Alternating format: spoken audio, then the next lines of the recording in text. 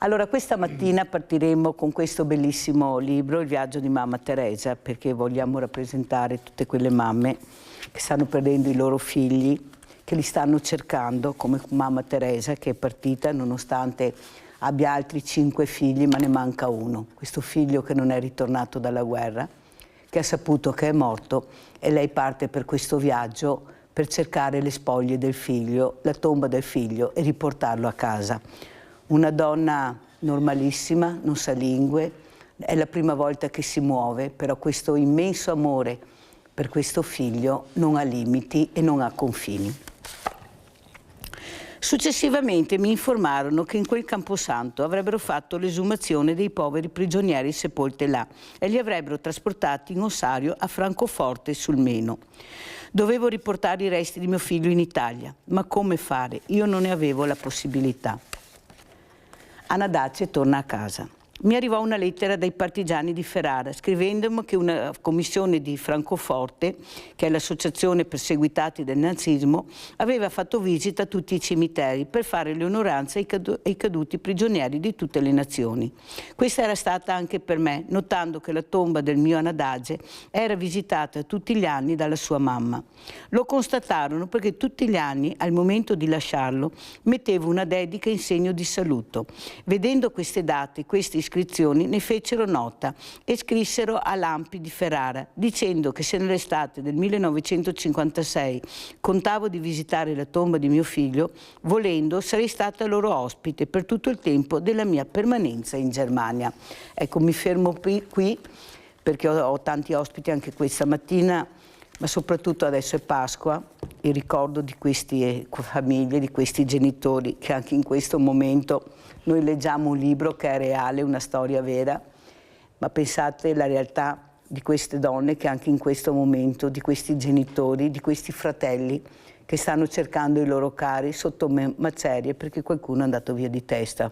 Non tanti, 3-4, però che hanno il potere in mano e hanno il mondo in mano. Io questa mattina ho l'onore di avere ospite una mamma che voi conoscete benissimo, che è Raffaella Buziol, presidente dell'associazione La Voce di Lisa, dove, per chi non lo sapesse, questa donna con suo marito è andata in Russia, ha portato a casa tutti e 3 i fratellini per non dividerli, li ha portati a casa tutti e 3, e nonostante questo immenso amore per queste creature, sono i loro figli, li allevano e li custodiscono come i loro figli, un amore incredibile, io lo vivo, perciò ve lo posso dire che è vero, ne sta passando di tutti i colori. Come tante mamme che hanno i ragazzi diversamente agili, che hanno problemi anche di confrontarsi con delle realtà che non riescono a capire, che non hanno la sensibilità, siedono su certe poltrone, ma il sociale è una questione di sensibilità, di amore e di ascolto. Perciò ringrazio mamma Raffaella Buziol di essere qui, ma ringrazio anche un'altra persona molto importante che ho l'onore di avere stamattina, che è l'avvocato Antonio Ferrarelli, che è presidente fondazione Think Tank Nord-Est, perciò imprenditori. Ecco, io sono fortunata ogni tanto che qualcuno viene a fare visita a Sveglia Veneti per capire chi sono i nostri imprenditori, cosa fanno. Anche loro, io racconto sempre, presidente Ferrarelli, che ho nostalgia degli imprenditori di una volta che con la quinta elementare però hanno fatto grande l'Italia, sono stati loro, eravamo la 4ª potenza mondiale ed era merito loro, che però pensavano molto agli operai. La prima cosa che facevano le case per gli operai vicino alla fabbrica. Lo so, ogni tanto mi permetto di dire magari qualche yacht in meno, qualche palazzo in meno e qualche casa in più per gli operai. Mi scusi se lo dico, ma io sono molto chiara, perché veramente c'è un'emergenza, le persone lavorano ma non hanno casa. Ecco, noi cerchiamo anche tanti operai, ma dove li mettiamo? La casa vuol dire dignità alla persona. Vorrei sentire, lo so che è una domanda scomoda, avvocato, però è giusto anche interloquire con questo, perché veramente l'emergenza casa è un fatto che mi preoccupa molto. E saluto, vediamo se c'è anche Alessandro Cecconi, eccolo qua, educatore professionale, siamo collegati con Bassano del Grappa.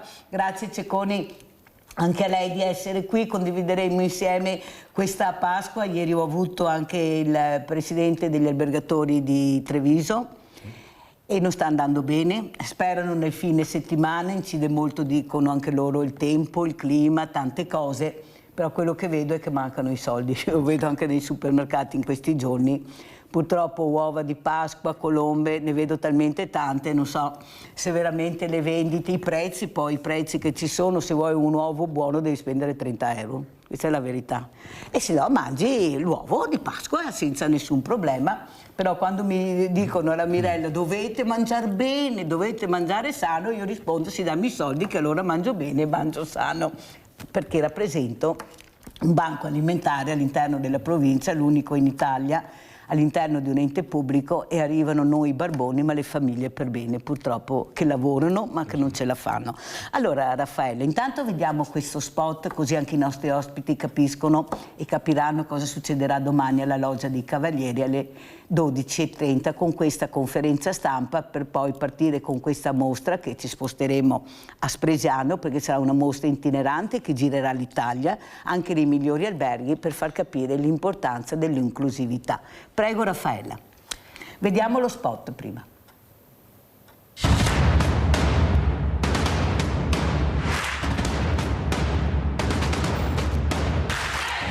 Io ci sono. Mostra fotografica itinerante. A Treviso, Loggia dei Cavalieri, il 3 e 4 aprile. Prego Raffaella Buzzol. Presidente. Allora, buongiorno a tutti e intanto parto con i ringraziamenti. Ringraziamento a tutta la redazione di Media Nord-Est perché è sempre un'emozione. Avete saputo cogliere le cose più importanti di una persona al di là di tutto quello che è la diversa abilità che in ogni persona comunque c'è. Ringrazio il Comune di Treviso che ci ospiterà domani presso la Loggia dei Cavalieri di Treviso e invito tutti coloro che vogliono venire alle 12:30 all'inaugurazione della mostra e la conferenza stampa. Ringrazio il Comune di Padova, di Spresiano, di Silea, di Casale sul Sile, Salgareda, il Comune di Villorba, Maserata sul Piave, Carbonera, Resana, il Comune di San Biagio di Callalta, Noventa di Piave e Ponzano Veneto. È un dovere ringraziare perché ci ospiteranno in questa mostra che sarà itinerante, una mostra culturale, fotografica, ma culturale, ci tengo molto a questa parola, perché il progetto è Io ci sono per portare messaggi di cultura. Ci saranno tanti visi, tanti volti in primo piano di persone di età diversa, di realtà diversa, ma sono persone che noi incontriamo nella strada, che vorremmo che voi vedeste con occhi come vedete me. Ci sarà il servizio di interpretariato di lingua dei segni perché voi sapete io ho una figlia che utilizza la lingua dei segni anche se non è sorda. È importante dare questa informazione, come è importante dire che domani ci sarà una scrittrice che presenterà il suo libro. Sorrido a me stessa, ma credo che sorridiamo ognuno a noi stessi. È una grande emozione. Vogliamo far vedere la persona e la possibilità che la persona, che potrebbe essere una cultura, se quando parliamo di lingua dei segni, potrebbe essere una occasione per la cultura della persona, per dire io ci sono, tu ci sei e insieme andiamo. Salutami e guardami. Allora, Presidente Ferrarelli, cosa ne pensa? Ecco, gli imprenditori che delle volte sono anche sponsor di avvenimenti molto importanti, fanno solidarietà. Io sono dell'idea, lo so che qualcuno dice, io non condivido, che la solidarietà dovrebbe essere vista, perché dovrebbe e sarebbe molto apprezzata. Io vedo che non c'è da vergognarsi o da dire ma la faccio in silenzio perché va bene. Io penso che anche la persona a casa ha bisogno di capire chi è la persona che fa solidarietà, perché lo fa, cosa sente. Invece molte volte sembra quasi, a parte questo logo, questo marchio, poi non si sa bene. Invece io vorrei sentire anche la voce dell'imprenditore per quanto riguarda la solidarietà. Non è un momento felice naturalmente neppure per voi, però io so che molti sono nel pezzo, che cercano di contribuire, perché E quello che mi rammarica è che vengono premiati sempre i grandi nomi, le grandi associazioni, le piccole, tipo queste mamme fanno fatica, si sono autofinanziate in questa mostra, anche perché c'è un po' di orgoglio nel chiedere cosa vado a chiedere, che mi diano i soldi per questa mostra, se non neppure non abbiamo ancora fatto il cambiamento culturale. Tanto è vero che, come ha spiegato Raffaella Buzol, non sono stati coinvolti principalmente i servizi sociali, ma i sindaci e gli assessorati alla cultura, perché questo è il cambiamento culturale. Prego, Presidente. No, sono pienamente d'accordo con quello che dice, cioè il coinvolgimento va fatto nelle persone che credono, nelle persone che svolgono un ruolo che può essere anche di esempio per gli altri. Quindi coinvolgere i sindaci anziché il singolo ufficio, coinvolgere l'imprenditore che è la guida dei suoi operai, dei suoi dipendenti, è la cosa fondamentale, perché si trasmette tramite quella persona un messaggio che è importante e può far crescere e migliorare la nostra quotidianità, la nostra società, affrontando quei problemi tutti insieme, perché tutti insieme si può più facilmente riuscire a dare una soluzione, a dare una linea, a dare un messaggio importante di come ci si deve comportare, di come si deve essere, di come si può far funzionare nell'interesse e nel bene di tutti la società. Questo pensano gli imprenditori, ed è per questo che si mettono insieme per cercare di dare soluzioni sia dei temi che quotidianamente tutti affrontano, non solo gli imprenditori ma i cittadini, sia per innovare e dare un segno di come si deve affrontare la realtà. Perché l'impresa non guarda più solo a se stessa, guarda alla società in cui vive, perché se non vivono bene i propri dipendenti, i propri operai, se non c'è una visione di come deve essere il futuro, non funziona neanche l'impresa, finisce domani mattina. E quindi la finalità, lo scopo, il modo di vivere e di essere degli imprenditori attualmente è quello di cercare una serenità, un coinvolgimento dell'intera società verso dei principi e dei modi di vivere che siano confacenti a quelle che sono le esigenze attuali. Purtroppo viviamo in un mondo difficile in questi giorni, quindi più che difficile, insensibile a mio avviso. Ecco, il business ha superato la legalità, a mio avviso, ha superato l'asticella. Dovremmo fare dei passi a lato, indietro, molti di noi, molti di voi, perché non è possibile. Questo paese meraviglioso che tutti ci invidiano, Presidente Ferrarelli, dove la creatività era il primo posto, l'artigiano che dal niente riusciva a creare un qualcosa di diverso, saranno capaci a copiarlo, lo copieranno sempre, ma non ce l'hanno nel DNA, dalla gastronomia alla moda, all'industria, qualsiasi cosa. E questo è stato fatto da quegli imprenditori che avevano avuto una lungimiranza, ecco, l'umanesimo latino, avevano questa visione del loro paese, della comunità. Tanto è vero, prima parlavo col Presidente Ferrarelli, che la prima cosa che faceva un industriale una volta, e stiamo parlando di industriali qua a Treviso, Cettolapiani, ad esempio, tanto perché lo conoscono, ma tantissimi altri, facevano le case vicino alla fabbrica, cosa che non avviene più. Come mai?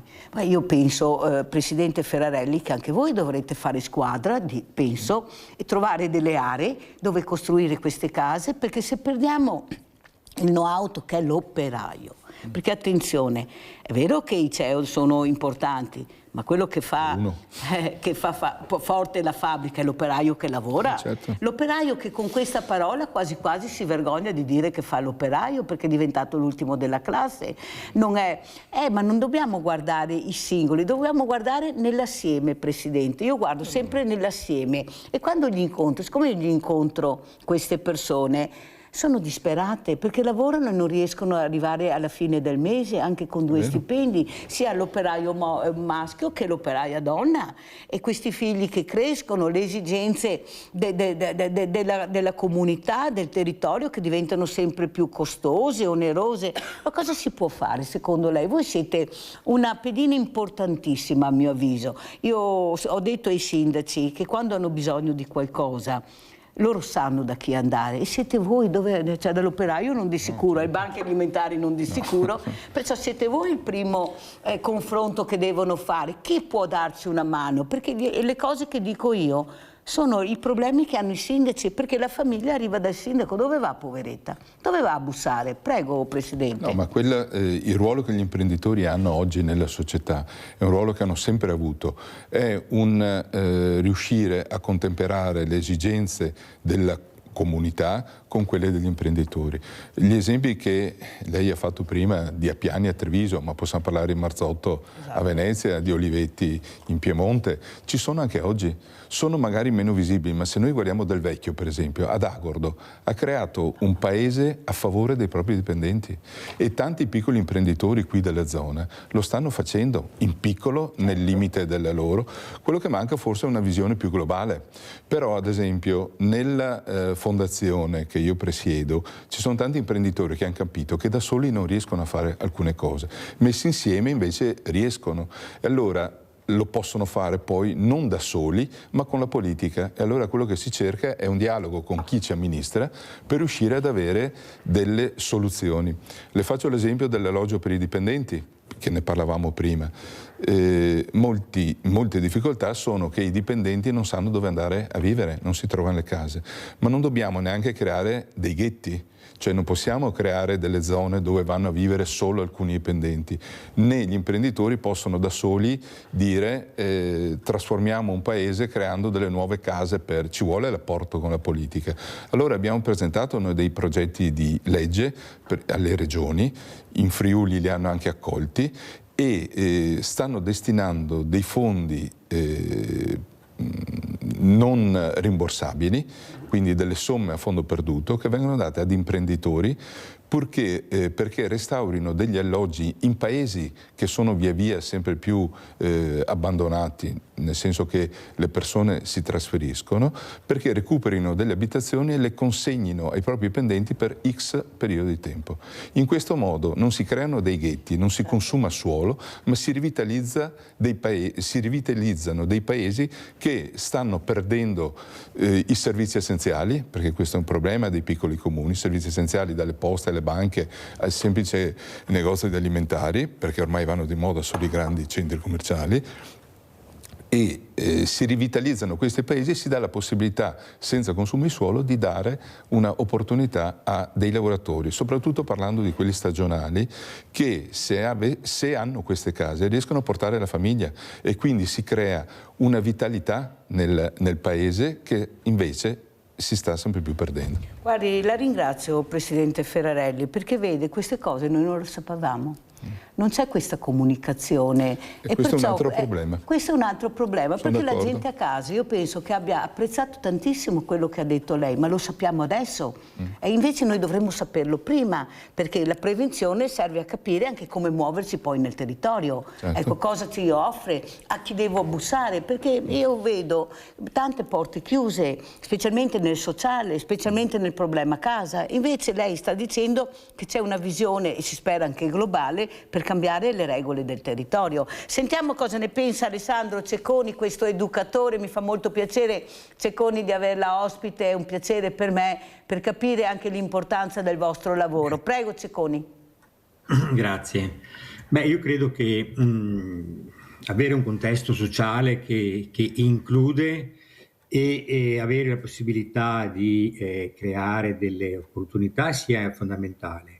In Italia sappiamo che molto spesso le associazioni nascono da genitori, nascono da esperienze di sofferenza, e adesso io non posso parlare degli imprenditori perché non è il mio campo, però moltissime associazioni che operano nel volontariato in Italia sono figlie di genitori, di associazioni di genitori che hanno avuto esperienze traumatiche, oppure che hanno avuto esperienze di difficoltà, oppure di interesse a migliorare la vita delle persone. Per cui il volontariato in Italia ha un ruolo fondamentale, e di conseguenza tutte le associazioni che nascono grazie a questa spinta che viene fuori dall'aver passato delle esperienze dolorose e difficili. Cecconi, cos'è che la preoccupa di più in questo momento? Un momento difficile, soprattutto per le famiglie che si occupano di fragilità. Prego. E questo lo vediamo anche in tutti i telegiornali. È un momento in cui siamo in un periodo di transizione da una epoca analogica, che era quella fino a circa il 2000-2010, ad un'epoca digitale, che è quella attuale, in cui il modo di vivere, e soprattutto dei giovani, è cambiato in maniera assolutamente radicale. Il modo in cui ci si rapporta, ci si relaziona, il modo in cui si viene giudicati dagli altri, il modo in cui si cerca di avere anche a livello dei ragazzi il senso di appartenenza, passa attraverso uno strumento digitale, che è il telefono, che sono i social, e questo ha cambiato completamente, radicalmente tutto il modo di porsi, e lo vediamo a livello educativo, lo vediamo purtroppo anche a livello di reati commessi da ragazzi sempre più giovani, lo vediamo anche in azioni che vengono fatte da ragazzi giovanissimi. Sono recentissimi casi, alcuni casi molto eclatanti, come quello della ragazzina che ha coltellato la professoressa e quell'altro che ha fatto un furto con una scacciacani. Si tende a diminuire sempre più l'età in cui si commettono atti di cui probabilmente non si ha neanche coscienza, però tutto questo è dovuto, io penso, ad un modo completamente diverso di relazionarsi, a cui anche noi genitori, non siamo stati, non siamo abituati, non siamo preparati, perché non c'è stata una transizione lenta e graduale, ma è una bomba che ci è scoppiata in mano. Senta Cecconi, lo so che è doloroso parlarne, però è giusto parlarne. Lei ha perso un figlio, l'altro giorno si è suicidato un altro ragazzo, e soprattutto non si riesce a capire, nonostante queste associazioni, il filo di Simo e tante altre dell'ascolto, non riescono ad arrivare a questi ragazzi. Questo disagio che viene mascherato con sorriso, con allegria, nessuno immagina quello che può invece accadere. Lei ha parlato, non siamo riusciti a capire chi sono i nostri figli, i nostri ragazzi, ma non è che forse Cecconi manca l'ascolto. Io ho raccontato quel passaggio che ho fatto proprio con quelle realtà estreme, dove erano seduti su questi gradini, e io mi sono avvicinata, mi sono seduta tra di loro, li ho abbracciati e loro mi hanno guardato come dire: ma questa qua chi è, cosa vuole, cosa viene a fare? E quello che ho notato è subito l'abbraccio che si è chiuso, nel senso si sono irrigiditi al massimo. Non avevano neppure il coraggio di guardarmi, guardavano le scarpe. E poi un po' alla volta gli ho detto: ma ragazzi, sono qua per andare a prendere un caffè, una cioccolata assieme. E questi mi hanno guardato, uno mi ha detto: pensavo volessi un po' di droga, volessi qualcos'altro. No, ho detto semplicemente volevo bere un caffè con voi, perché non penso siate così cattivi come venite descritti. E loro hanno fatto un leggero sorrisetto, però sono venuti al bar Cecconi, e in quel momento non erano più Maranza o piccoli delinquenti, erano semplicemente dei ragazzi con Mirella che bevevano qualcosa al bar. Allora basta solo toglierli da quel posto e fargli capire che il mondo non è così cattivo. Il problema è che l'adulto che dovrebbe accompagnare questi ragazzi, lei ne sa qualcosa, è un educatore, non c'è. Proviamo a citare il caso di Montanà, Crash Montanà. C'era il ragazzino e l'adulto dov'era? Dov'era l'adulto? L'adulto c'era, ma cercava di fare solo business, non gliene fregava niente di quel ragazzino che invece a quell'età, a fine anno, voleva divertirsi. Chi è che non si è divertito a quell'età? Chi è che non ha bevuto un po' queste bottiglie? È l'adulto che manca, Cecconi, non ci siamo. E loro lo stanno gridando. Quando io ho intervistato i ragazzi qui, ospiti miei, hanno detto: noi abbiamo bisogno di essere accompagnati. Ma vi rendete conto cosa dicono questi ragazzi? Abbiamo bisogno di essere accompagnati. Mamma, Raffaella, quanto bisogno c'è di accompagnare questi ragazzi? Tu invece fai parte di quei genitori, forse anche troppo, a avviso della Mirella, alle volte la sgrido, che li accompagnano, che cercate veramente di capire chi sono queste creature che avete l'obbligo di educare bene, di accompagnare questa piantina piccola che sta crescendo e magari sta crescendo un po' storta e voi dovete raddrizzarla. Ma non è con le cattive maniere o con i grandi rimproveri, ecco, con un ascolto diverso. Cosa dici, Raffaella? Allora, io sono mamma adottiva, quindi il fatto di dovermi rapportare con i miei figli o con gli altri ha subito molta influenza la mia esperienza di adozione. Perché? Perché tu devi in qualche modo abbassarsi al suo livello, capire le loro emozioni e iniziare a costruire. Io ti posso portare l'esempio sempre di Lisa. Allora, quel giorno, un giorno siamo andate alle giostre. Ed è una cosa che mia figlia continua ogni giorno a chiedermi.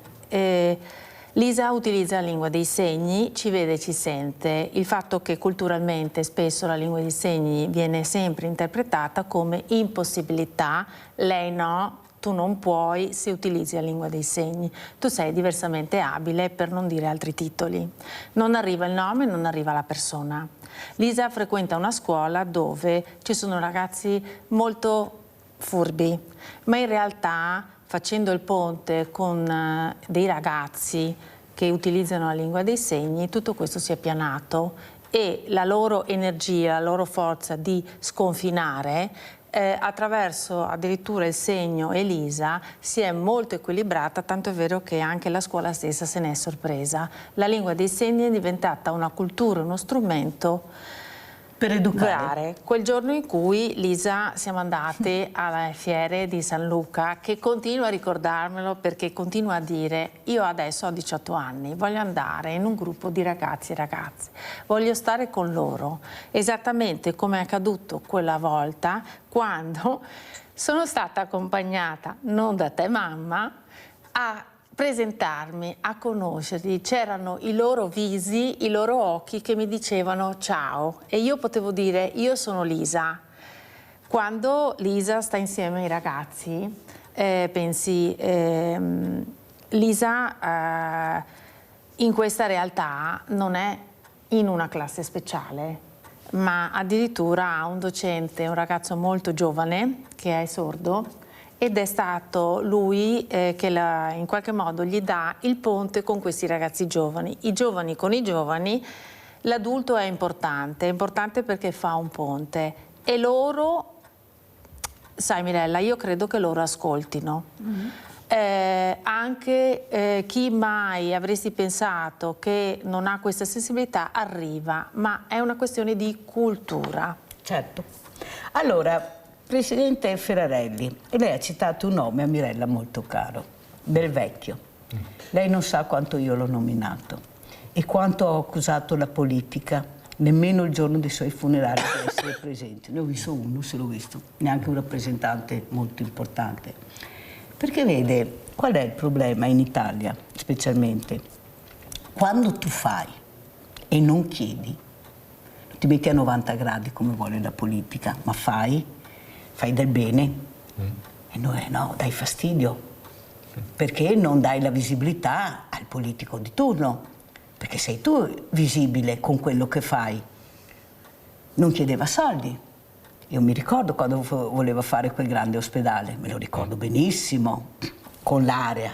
È stato detto di no, perché interrompeva un percorso di qualcuno che aveva un'altra visione. Lei ha parlato della politica, ma non ci siamo proprio, perché se siamo ridotti così, che non siamo più la quarta potenza, ma siamo penultimi, ma non per causa nostra, io difendo sempre, difenderò sempre sia l'imprenditore che l'artigiano, che il commerciante, che il cittadino, perché noi siamo brava gente, da nord a sud, da est a ovest.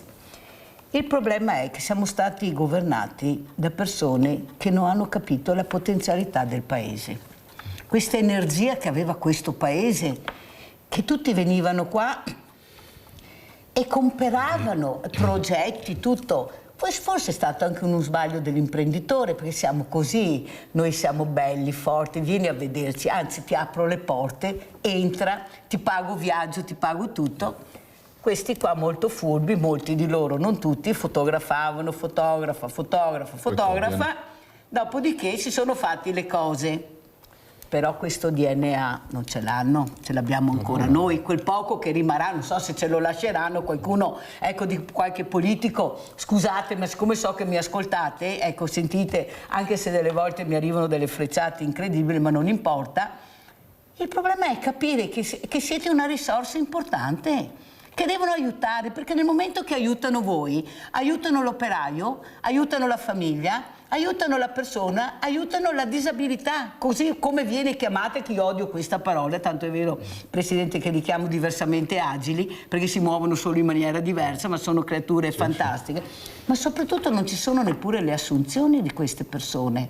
Io ai sindacati non ci siamo, tanti colloqui, ma assunzioni pochissime. Forse c'è paura di rallentare, Presidente, di accogliere questa persona, di metterla alla pari di altre per un rallentamento, perché secondo me non si è ancora bene capito cosa vuol dire diversamente agile e chi. Prego. No, io credo che non ci sia questo limite negli imprenditori. Il problema è un problema culturale, come ne ha detto prima, cioè riuscire a capire quello che lei ha appena detto nei confronti di queste persone che hanno bisogno di essere aiutate, di essere inserite, e solo inserendole nel contesto sociale e quotidiano si riesce a farle crescere e si può convivere con loro e ottenere da loro quelle cose che si possono ottenere anche da altri. Presidente, devo interrompere un secondo. Prego. Solo perché abbiamo una telefonata, se no mi cade la linea, perché interloquisco anche con i telespettatori. Abbiamo Angelo da Vittorio Veneto. Vai Angelo. Angelo? Angela? Io non la sento, ragazzi. Allora, niente, prego. No, e quindi dicevo, l'importanza, non c'è un rifiuto degli imprenditori per paura di rallentare la propria attività nei confronti di queste persone. Ci sono poi delle leggi che a volte impongono la presenza di queste persone. Il problema è il contesto culturale in cui deve esserci questa crescita, in cui queste persone possono essere inserite. Questa è la capacità. Ma guarda che gli imprenditori non sono scevri da questo, hanno una lotta, fanno una lotta con la politica perché prendano atto di queste situazioni. Le faccio un esempio. Il presidente industriali di Udine, Agrusti, per favorire le aziende, ha fatto degli investimenti in Africa, gli industriali friulani hanno fatto investimenti in Africa, dove lì preparano e formano il personale che poi viene a lavorare qui. Perché è così che riesci a dare un segnale di cosa devi venire a fare, di cosa hanno bisogno, di come tu puoi essere aiutato e soprattutto dell'ambiente in cui puoi venire a vivere. Quindi arriva una persona già formata e l'investimento industriale l'hanno fatto all'estero. Quello che la politica non riesce a fare qui, lo fanno gli industriali. Quello dove non arriva la politica, perché la politica oggi vive solo per il consenso e per la visibilità, non vive per i progetti, per la progettualità. Questo è il limite che come imprenditori vediamo. Molte iniziative se le pagano gli imprenditori e sarebbero a carico del pubblico. Le faccio un altro esempio, se vuole. Noi col distretto turistico abbiamo fatto una convenzione con la diocesi di Pordenone e Concordia per avere a disposizione a Portogruaro il Palazzo Vescovile, che era praticamente abbandonato, non utilizzato, e creiamo dal 2020 delle mostre apposite culturali nel Palazzo Vescovile. Sono 5 anni, 6 anni, abbiamo subito anche il Covid proprio all'inizio, che avevamo preparato la mostra della collezione privata di Sgarbi. Ma la politica su queste iniziative, che significa far crescere il territorio, far crescere anche culturalmente i cittadini, non c'è. Guardi, la ringrazio Presidente, perché vede, queste parole che lei dice, essendo anche una persona di spicco molto importante, fanno bene al cuore. Fanno bene il cuore perché anche penso alla nostra Raffaella, ma anche a Cecconi, danno la speranza che un po' alla volta, facendo squadra, riusciremo a cambiare. Riusciremo a cambiare tutti. Angela, ci sei? Angela? Sì, pronto? Pronto? Prego Angela. Sono io, buongiorno. Buongiorno. Ecco, volevo chiedere perché devo pagare l'IRPEF. Dall'anno scorso mi hanno tirato fuori l'IRPEF perché prendevo la pensione più bassa, non passavo gli 8.000. Mi hanno aumentato un po' di pensione per farmi passare gli 8.000 annui, capito? Io pensavo che me li avessi aumentati per il caro vita, visto le bollette così, e i supermercati, tranquillo, ho detto tanto, meno male che si sono ricordati di aumentare un po'. L'hanno fatto per fregarmi soldi, 8.000 euro l'anno, sono tanti. Angela, scusa, lo so che non si deve chiedere l'età alle donne, lo so, ma non ti vedo, No, perciò no, possiamo... Quanti anni hai, Angela? Ne faccio 90 agosto. Guarda, io ti voglio un bene dell'anima, ma veramente, perché intanto avete coraggio di parlare, ecco qua, e non dovete chiedere scusa. Sono nera. Ah, immagino che sei nera, Angela. E poi soprattutto la vostra voce, guardate che è importantissima, guardate che è... Lo so che tu dici, non mi ascoltano. Angela, hai fatto benissimo a fare questa telefonata. Allora, un abbraccio grande, Angela, da tutta Media Nord-Est, non solo... Guardi, qui a Vittorio Veneto non c'è nessuno per i poveri che aiutano, perché ieri sono andata anche dalla UI, lì, là, anche quelli sono come quelli della CGIL.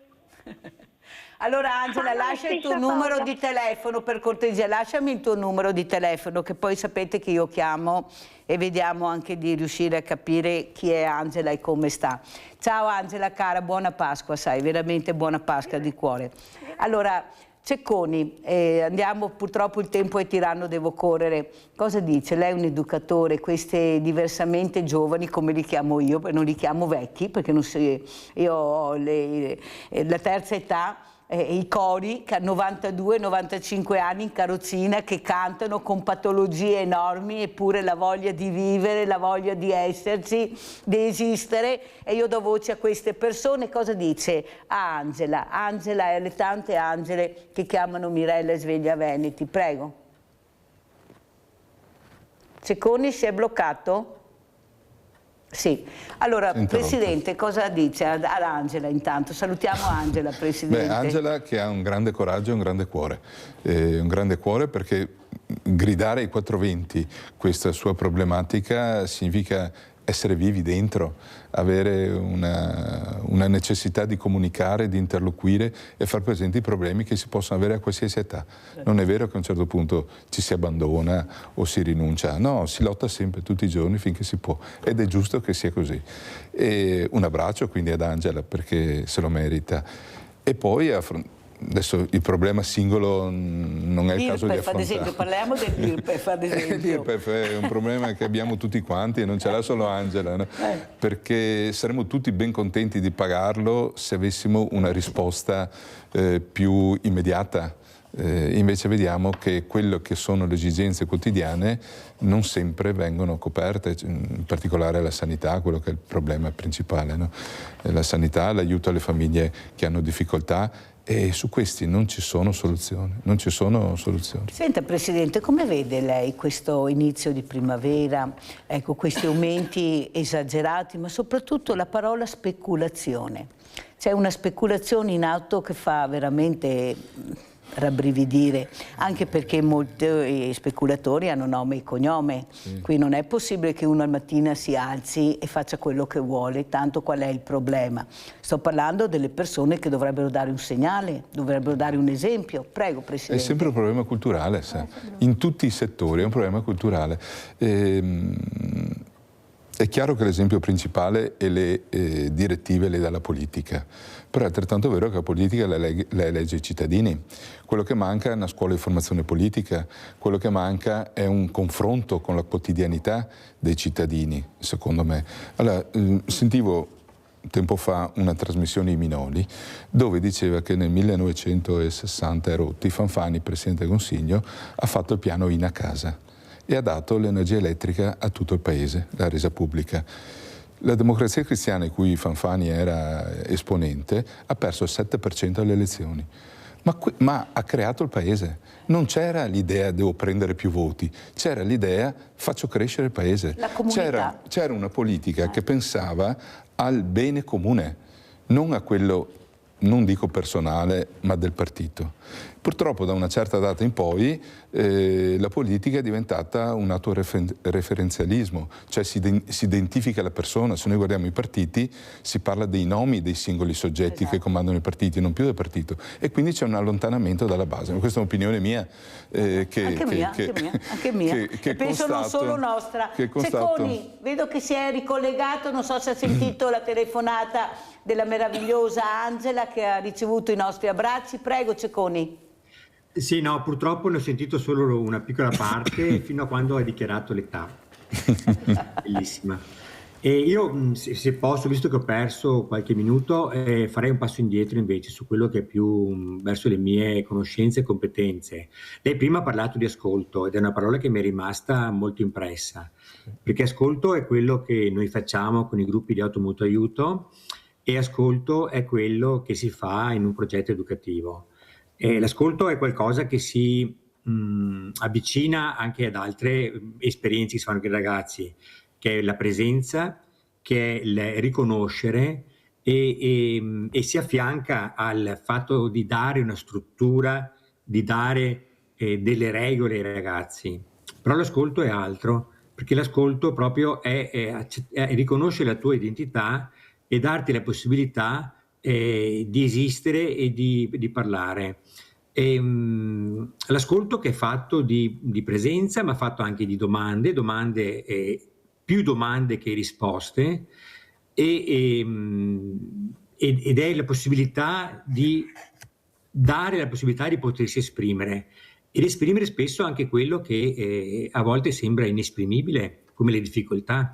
Adesso, prima lei parlava di Maranza, abbiamo parlato di mio figlio. Che non so sto nome chi l'ha tirato fuori, scusa Cecconi, ma ci mancava anche sto nome, guarda, proprio l'etichetta, prego.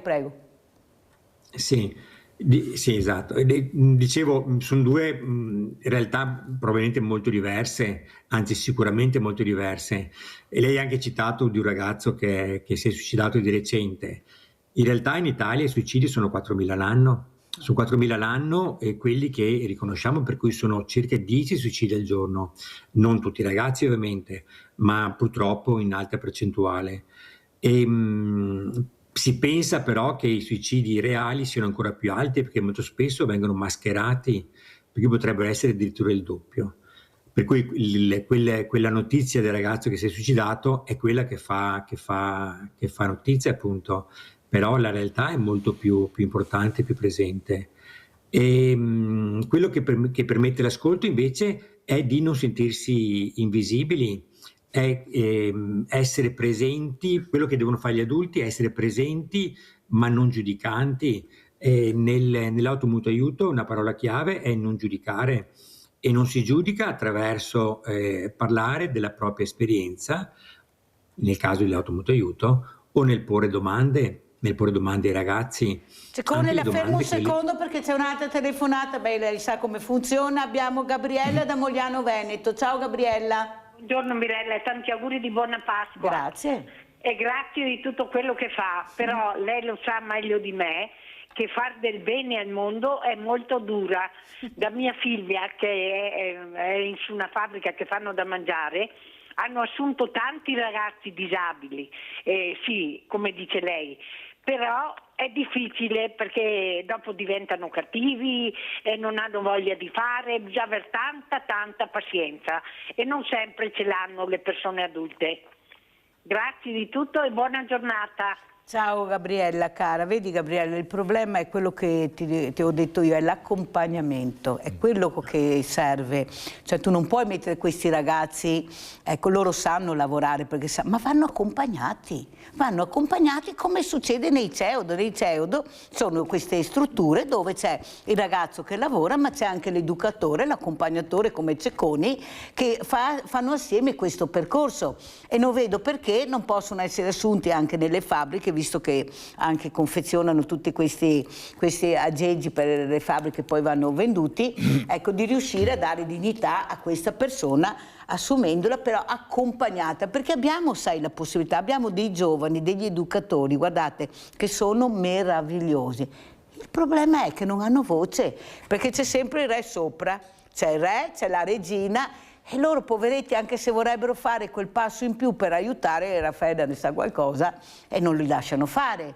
perché devono sempre prendere ordini anche loro da qualcun altro.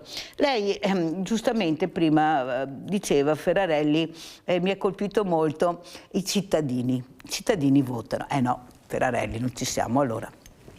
Certo che votiamo, anche a livello comunale, sì. E io voto Raffaella, perché Raffaella la conosco, ha seminato nel territorio e poi mi trovo che diventa assessore una persona che non è stata votata, calata dall'alto. E allora io che armi ho per combattere? Non ho nessuna arma, perché io credevo in una persona, l'ho votata, questa persona magari ha preso anche diversi voti per diventare, far parte della squadra del sindaco. Io mi domando cosa serve la squadra del sindaco se poi ci mettono assessori che non sono neppure stati votati. Qualcuno dirà ecco Mirella, no, ma io dico quello che penso. A livello regionale e nazionale ci troviamo i listini bloccati. Chi sono? Sì, certo. Cosa hanno fatto? E poi la colpa, come dice, è il cittadino. Ma cosa dobbiamo fare allora? Se non andiamo a votare sbagliamo. Se andiamo a votare, votiamo quello che vogliono loro, che è quello che voglio, tanto è vero che hanno tolto addirittura le preferenze. Ecco, sì. Le hanno eliminate perché sì, così sì, le segreterie hanno ancora più valore, più potere. E allora questo povero cittadino è con le spalle al muro, come si difende? Ma se l'unica arma che aveva era il voto, e il voto è stato manipolato, il no è diventato sì, il sì è diventato... Ne hanno fatto di tutti i colori. Referendum vinti, cambiato completamente il referendum, diciamo, mi sembra sull'orario di lavoro la domenica. I cittadini avevano votato no per l'apertura domenicale, se vi ricordate, sì. Che non costa 10 euro un referendum. No, cambiato il referendum perché le multinazionali giustamente hanno detto calma, qui dobbiamo discutere anche dopo il referendum. Allora cosa si può fare, Presidente, per andare avanti? Non è facile, non ho la risposta io. Io quello che dico è che i cittadini, non potendo influire, come diceva giustamente, scegliendo le persone, facendo valere, questo è l'allontanamento dalla politica, no? Devono cominciare a ricostruire partecipando. Cioè, quello che esisteva una volta, cioè i partiti dove si discuteva, non c'è più. E non esistono più gli incontri tematici su alcuni problemi che possono essere quotidianità dei cittadini. E lì possono influire adesso, perché all'interno delle attuali legislazioni elettive, delle leggi elettorali che ci sono, non c'è nessuna scelta. Poi ci sono le inevitabili accordi politici e quelle formazioni di soggetti diversi che stanno insieme solo per governare, non perché hanno un programma insieme, che creano un maggior problema e che impongono. Una volta io ricordo che diventava assessore chi prendeva più voti. No? Cioè, all'interno di ogni partito vinceva un partito, metteva come assessori persone che avevano preso più voti perché erano più vicini ai cittadini, davano più risposte a coloro. Anche, dobbiamo dirlo. E candidavano persone che erano competenti. Dopo avevano anche uno staff dietro, certo. C'era un partito dietro che dava delle direttive. Adesso tutto questo non c'è più. C'è il singolo cittadino, c'è il singolo candidato che ha il suo staff, che ha la sua preparazione e che proprio perché è il leader arriva ai massimi livelli, solo così. Abbiamo Daniele da Verona, poi dobbiamo andare assolutamente in pubblicità. Vai Daniele. Salve signora, buongiorno. Buongiorno.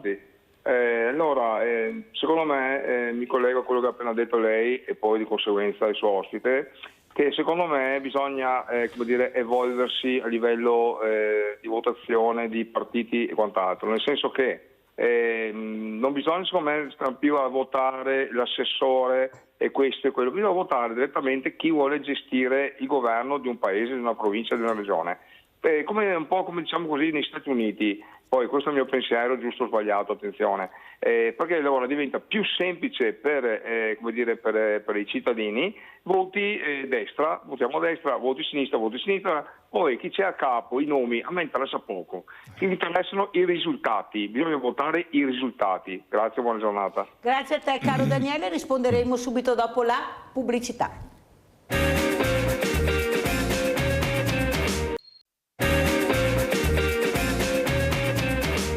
siamo con l'avvocato Antonio Ferrarelli, presidente Fondazione Think Tank Nord-Est, che vedremo anche a un video, assieme a Alessandro Cecconi, educatore professionale collegato con noi da Bassano del Grappa, e la mamma Raffaella Buziol, perché domani ci sarà questa importante mostra fotografica per far capire che queste fragilità ci sono, devono vivere la quotidianità, devono vivere quello che aspetta loro di diritto, soprattutto chiamarli per nome. Loro hanno un nome, hanno un cognome. Vi prego di iniziare a capire questa importante parola che è il nome. Non passa il disabile, passa Claudio, passa Lisa, passa Marco. Cosa ne pensa Cecconi? Poi rispondiamo poi anche a Daniele da Verona. Prego Cecconi. Sì, io man mano che ascolto mi faccio dei piccoli appunti. E un'altra parola che mi sono segnato è quella dell'inserimento di persone diversamente abili nel mondo del lavoro. E questa non è assistenzialismo, ma è dare diritto e dignità alle persone e soprattutto anche dargli valore. La domanda che dobbiamo farci è non in cosa non possono fare, ma in realtà dobbiamo chiederci in che cosa può contribuire. E io ho visto anche nel campo delle persone sofferenti, non solo delle persone disabili, che da persona sofferente, da persona con una diversa appunto abilità, si può diventare delle risorse, per cui acquisire e dare valore, sentirsi integrati nella società, sentirsi sentire la propria presenza, il proprio essere. E questo però deve essere una cosa che viene fatta non solo nei casi che capitano in televisione, come i bellissimi casi di Pizza Out o altre cose del genere, ma dovrebbe essere una pratica comune, una pratica che viene fatta in cui non si relega a certi ruoli e basta, ma si cerca di valorizzare la persona. Secondo me questo è l'approccio che deve essere fatto in questo caso qua, perché appunto da persona sofferente si può diventare una risorsa per sé e per la società. Vede Cecconi, è veramente importante quello che stiamo discutendo questa mattina. Raffaella lo sa, noi in questa mostra avremo anche Chiara Ircetti, che ho avuto ospite. È una persona che lavora, è una persona che ha scritto questo libro proprio per far capire l'importanza della persona, di quello che sta passando questa persona anche nel lavoro. Lei ha detto una cosa molto importante, ha detto: ci mancherebbe altro che alla mia età, a 40 anni, Chiara, non avessi lavoro. Certo che ho il lavoro, ma non mi fanno far carriera, sono su un angolo, completamente isolata e non riesco ad avanzare. E io sono sicura che avrei la possibilità di farlo. Sono certa, perché credo nel mio lavoro, lo faccio con passione, ma non me lo lasciano fare. L'ha detto qui, davanti alle telecamere.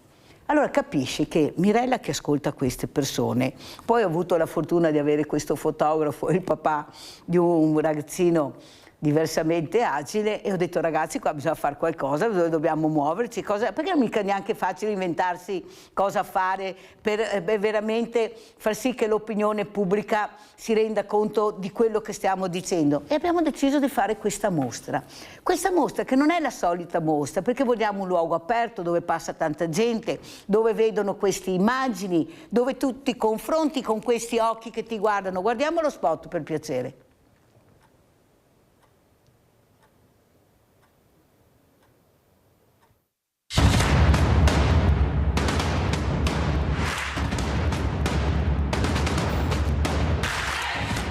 Ci sono. Mostra fotografica itinerante. A Treviso, Loggia dei Cavalieri, il 3 e 4 aprile. Raffaella, tu sai quello che dico e quello che sto dicendo. Questo ragazzo, e lo dico anche al presidente Ferrarelli, Davide, che ho avuto ospite col suo papà, che chiede al suo papà: papà, ma che fine farò io? Mi dici che fine farò, papà? Perché non vedo niente di rosa all'orizzonte. Capite la sensibilità di queste persone che si rendono conto di quello che qualcuno gli sta facendo fare, che non è quello che vogliono. Questo ragazzo che nonostante il diploma da cameriere non trova lavoro, non si fidano, neppure alla sagra l'hanno voluto, l'ha raccontato la mamma. Ecco, a lui non arrivava mai il vassoio da portare in tavola perché stava rallentando, avevano paura di rallentare. Allora capisce che queste creature meravigliose, poi ha trovato lavoro. Sì, e ci mancherebbe quando mi metto io, Ha trovato lavoro e lui è strafelice, ma come lavora bene. Al posto di 2 giorni adesso ne fa 4, perché hanno capito che riesce a lavorare bene, perché lui lavora con passione. Raffaella, quanta passione c'è anche in Lisa, quando fa le cose, quando tu la segui, la vedi, questa domanda, mamma, io voglio stare con i giovani, perché là è il mio posto. È là dove io dovrei esserci, questa scuola che non è attrezzata, ma non per colpa degli insegnanti, per quelli che dovevano investire sulla scuola, con gli insegnanti di sostegno che, ripeto, per chi non lo sa a casa, l'insegnante di sostegno non è per Lisa o per un ragazzino, è per tutta la scuola, per la classe, sì. Cioè perché non lo spiegano neppure, lo devo spiegare io che l'insegnante di sostegno serve a tutto. Cosa vuoi dire, Raffaella? Allora, mia figlia adesso ha fatto 18 anni. Ripeto, io sono mamma adottiva, quindi ho dovuto instaurare con i miei figli un rapporto, una comunicazione, una cultura, una realtà. Lei mi chiede che cosa farò? Io ho 18 anni, gli altri escono, hanno i gruppi, io ho la sorella che vedo che esce al suo gruppo e io mamma finita la scuola, che adoro perché è una scuola normale, una scuola professionale perché la scuola normale non c'era posto per noi, non ha un insegnante di sostegno perché lei non ha bisogno di insegnanti di sostegno, basta l'interprete perché Lisa utilizza certe parole, ma la prima lingua che lei esce è la lingua dei segni, quindi se io la conosco con Lisa non ho problemi, se però lei non la conosce, è una cosa che Lisa dà a lei, ma che permette la sinergia. Ma poi quando è scattata l'empatia, Lisa in pasticceria rende benissimo, in pizzeria rende benissimo, in panificazione. I docenti, quando noi abbiamo dato gli interpreti, perché noi ci stiamo sostenendo l'intera spesa per gli interpreti, e sono ragazzi giovani dell'Università di Venezia che sono qui nel territorio. Lisa ha un grande sogno, pensi, un po' la realtà del pizza out su pasticceria, perché lei adora la pasticceria, vuoi che abbiamo sti docenti che la fanno sognare, e pizzeria tantissimo oltre al pane, e dice ma perché un gruppo di tanti giovani? Pensa, cioè questa starebbe 24 ore a scuola, i giovani inseriti. Vedi, allora, Raffaella, ti interrompo perché manca. se no non ce la faccio anche altri 2 ospiti. Il problema è che c'è una struttura che fa questo, ma tu non lo sai, tua figlia neppure.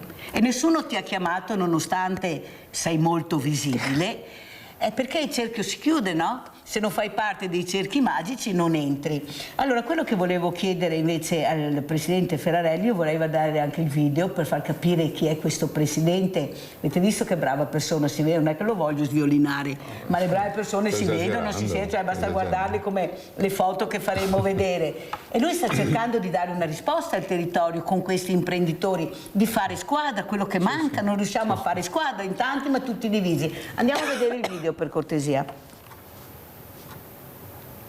Sì, fusione, sì.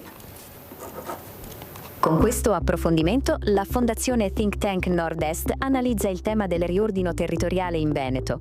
La nostra analisi parte da un caso concreto e molto recente, il referendum per la fusione tra i comuni di Castagnero e Nanto. Vediamo i punti chiave di questa analisi. Partiremo dal nuovo comune, per poi passare al quadro regionale delle fusioni.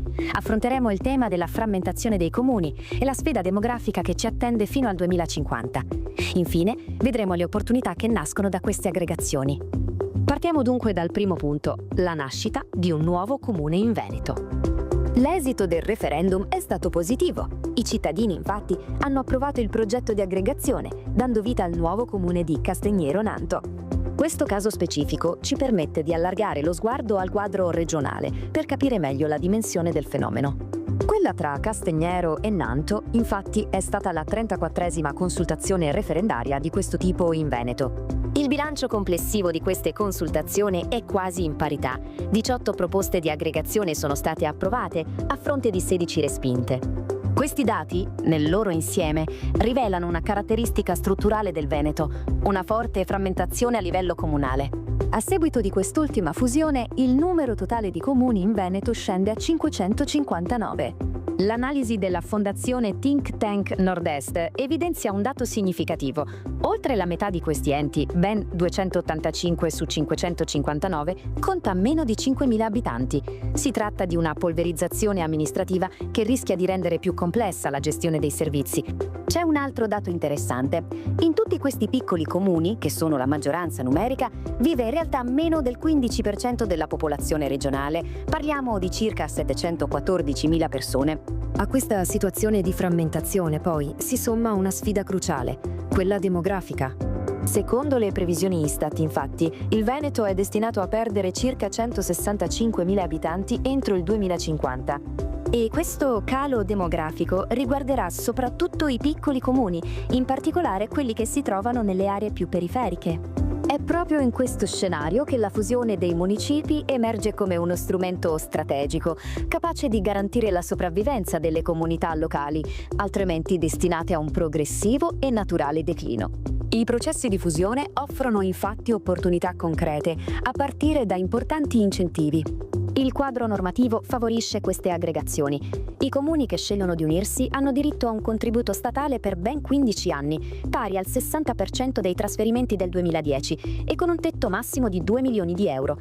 A queste risorse si aggiungono anche specifici incentivi regionali, come trasferimenti straordinari e una priorità nell'accesso ai bandi. Dunque, in un contesto di risorse pubbliche spesso limitate, la fusione si rivela una leva importante, permette di accedere a contributi maggiori, di rendere i servizi più efficienti e di avviare un vero rilancio del territorio. È una scelta strategica, sia per gli amministratori che per i cittadini. Grazie per averci seguito. Per altri approfondimenti e analisi sul territorio, seguite i canali ufficiali della Fondazione Think Tank Nord-Est.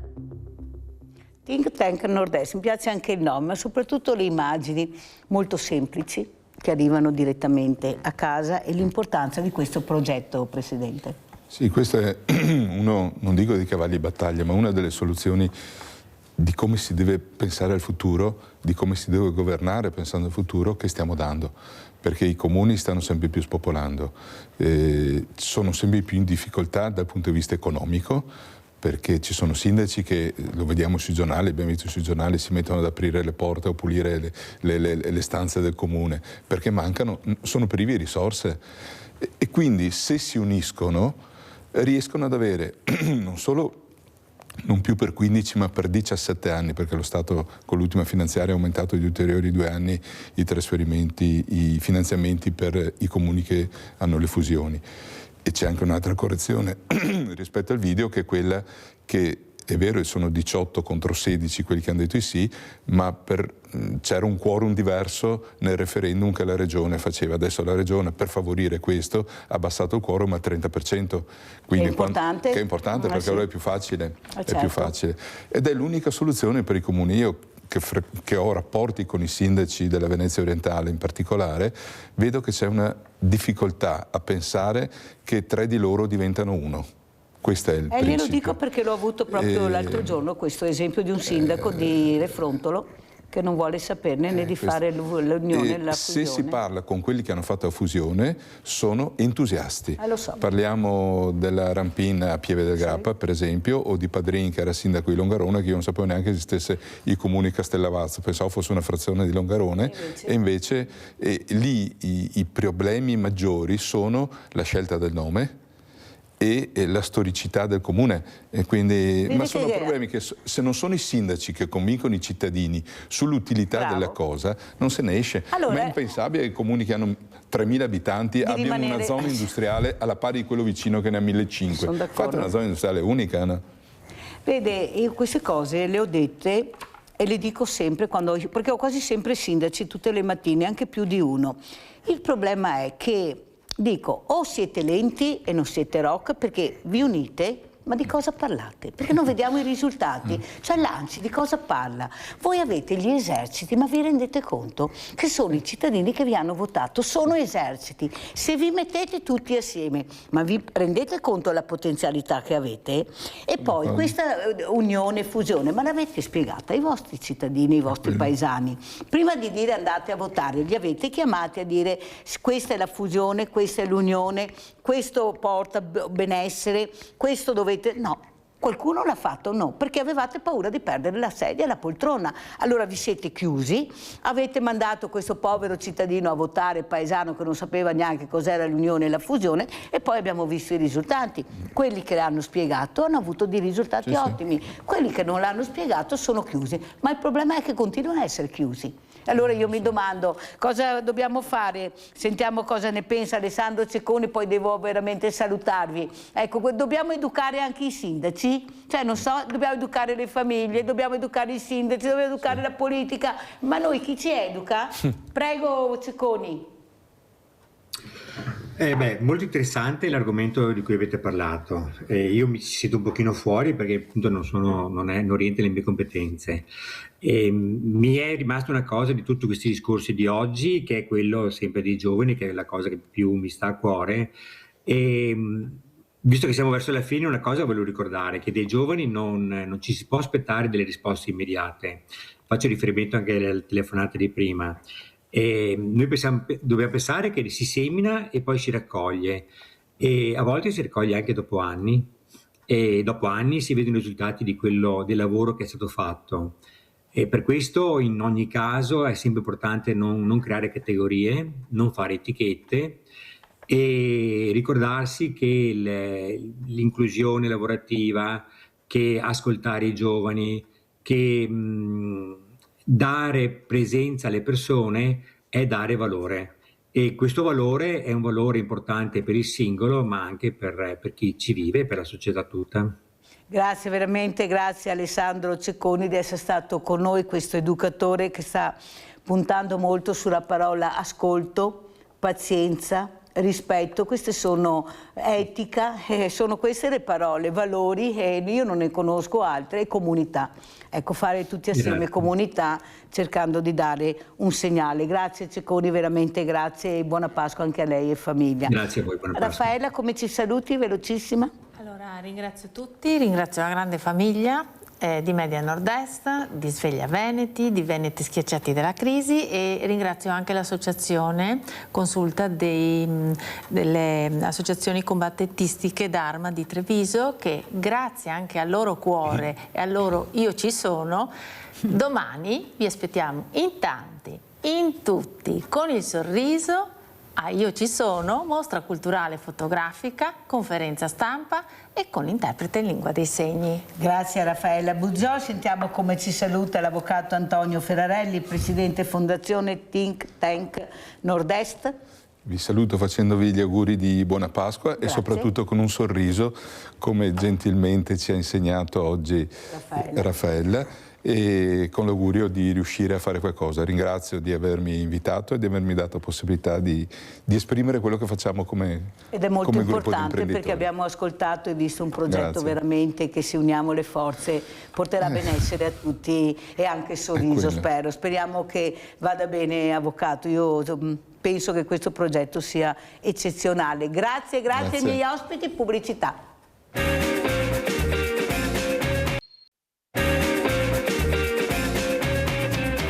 Adesso andiamo a Milano e salutiamo l'avvocato Cinzia Panni, responsabile del Dipartimento Penale AL, Associazione Legale. Grazie avvocato di essere qui, veramente grazie. Sono onorata di avervi ospite, perché almeno abbiamo persone che sono nel pezzo, che quando parlano sa di cosa parlano, cosa dicono, ed è molto importante in questo momento di confusione. Saluto anche la dottoressa Antonella Baiocchi, criminologa, grazie anche a lei, che piacere rivederla dottoressa. Veramente Buongiorno. Un gran piacere. Buongiorno dottoressa Buongiorno, cara. signora Mirella. Allora, non so se avete seguito quello che è stato detto, questo disagio. Questa mattina leggevo di quel nonno avvocato Pani, ottantenni, che molestava le nipotine, poi sentiremo anche la dottoressa Baiocchi. Questa solitudine, prima abbiamo avuto Alessandro Cecconi, che il figlio si è suicidato e si è un educatore.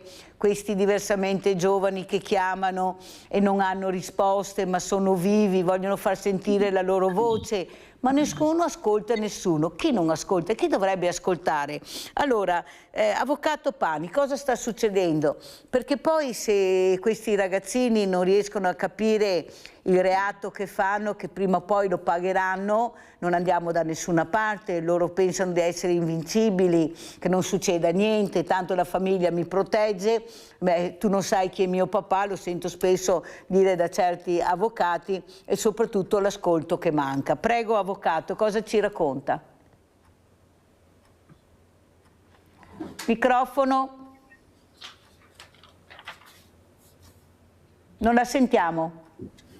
Allora andiamo dalla dottoressa Baiocchi, che veramente apriamo con queste due figure importanti. Allora dottoressa, in base a quello che ho detto, questo nonno di 82 anni, questo papà che ha perso il figlio ed è un educatore, allora questi ragazzi giovani, diversamente giovani, fragili, ma che confusione c'è? Prego. Guardi Mirella, purtroppo noi possiamo diciamo dire solamente slogan, ma sono assolutamente concetti che veicolano delle radici fondamentali. Allora, il punto fondamentale per la serenità interiore di qualsiasi età, ok? Di persone di qualsiasi età, il punto fondamentale è padroneggiare, conoscere il proprio mondo interiore e fare in modo di stare al mondo guidati da mappe mentali, da modalità diciamo sane per promuovere l'amore, per farci amare, per gestire le relazioni, per fare in modo, tra virgolette, di avere nido, di fare nido, perché l'uomo, la persona, gli esseri viventi sono esseri viventi sociali e non possono vivere senza l'altro, ma per vivere con l'altro c'è bisogno di sapere come gestire i problemi che si creano quando sei vicino all'altro, cioè la divergenza, i problemi. Allora, in merito a questo gestire i problemi non abbiamo le armi sufficienti. Perché? Perché per stare con l'altro, per avere l'affetto, per non farsi abbandonare, in poche parole, la gran parte delle persone si intrappola nelle relazioni perché non si sa essere autorevoli, come riuscire a rispettare l'altro ma allo stesso tempo far rispettare noi, onde per cui si creano delle grandi fratture, si creano relazioni dove sei solo o perché l'altro se n'è andato, l'hai fatto andare via, in poche parole, o perché sei dentro delle relazioni dove nessuno ti comprende e ti conosce perché sei in una posizione di passività.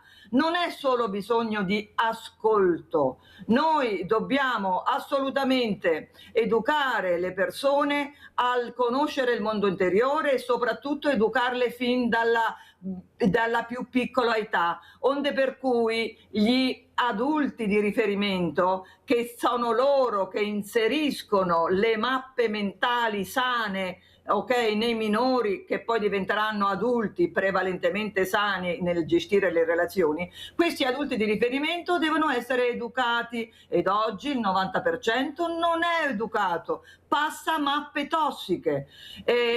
La parola d'ordine, se proprio vogliamo trovarne una, è autorevolezza.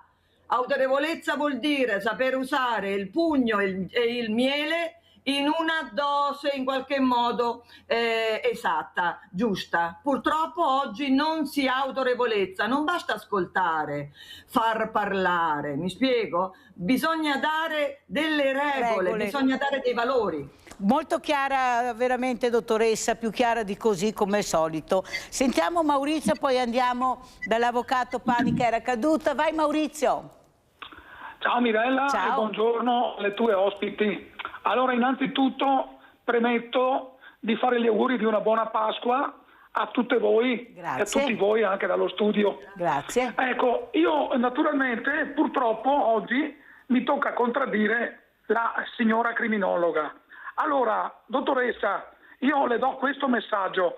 È inutile, è una partita persa, è inutile educare i criminali o gente malata, non ci riuscirete mai, lo sapete, lo sa perché? Perché quando uno è criminale e assassino, ok, lo farà sempre in eterno, questo è il problema vero e proprio, non si può educare un assassino o un criminale, perché lo farà sempre ancora quello che ha fatto, questo è il problema numero uno, qui bisogna partire a monte, quindi è la famiglia che dovrebbe educare prima l'assassino, prima che intervenga a fare certi gesti, non i criminologi dopo, ecco, perché è troppo tardi. Io mi fermo qua e attendo risposte dalla dottoressa. Grazie Maurizio, la dottoressa ti risponderà subito dopo, che avremo sentito anche l'avvocato Cinzia Pani, appunto questa referente del Dipartimento Penale Assistenza Legale di Milano, che forse anche lei può dire qualcosa in base a quello che ha sentito. Prego, avvocato.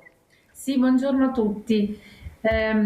Ho ascoltato e allora devo dire che mi trovo invece molto d'accordo sul discorso della rieducazione che dovrebbe essere comunque apportata sia nei contesti comunque familiari, sociali, scolastici,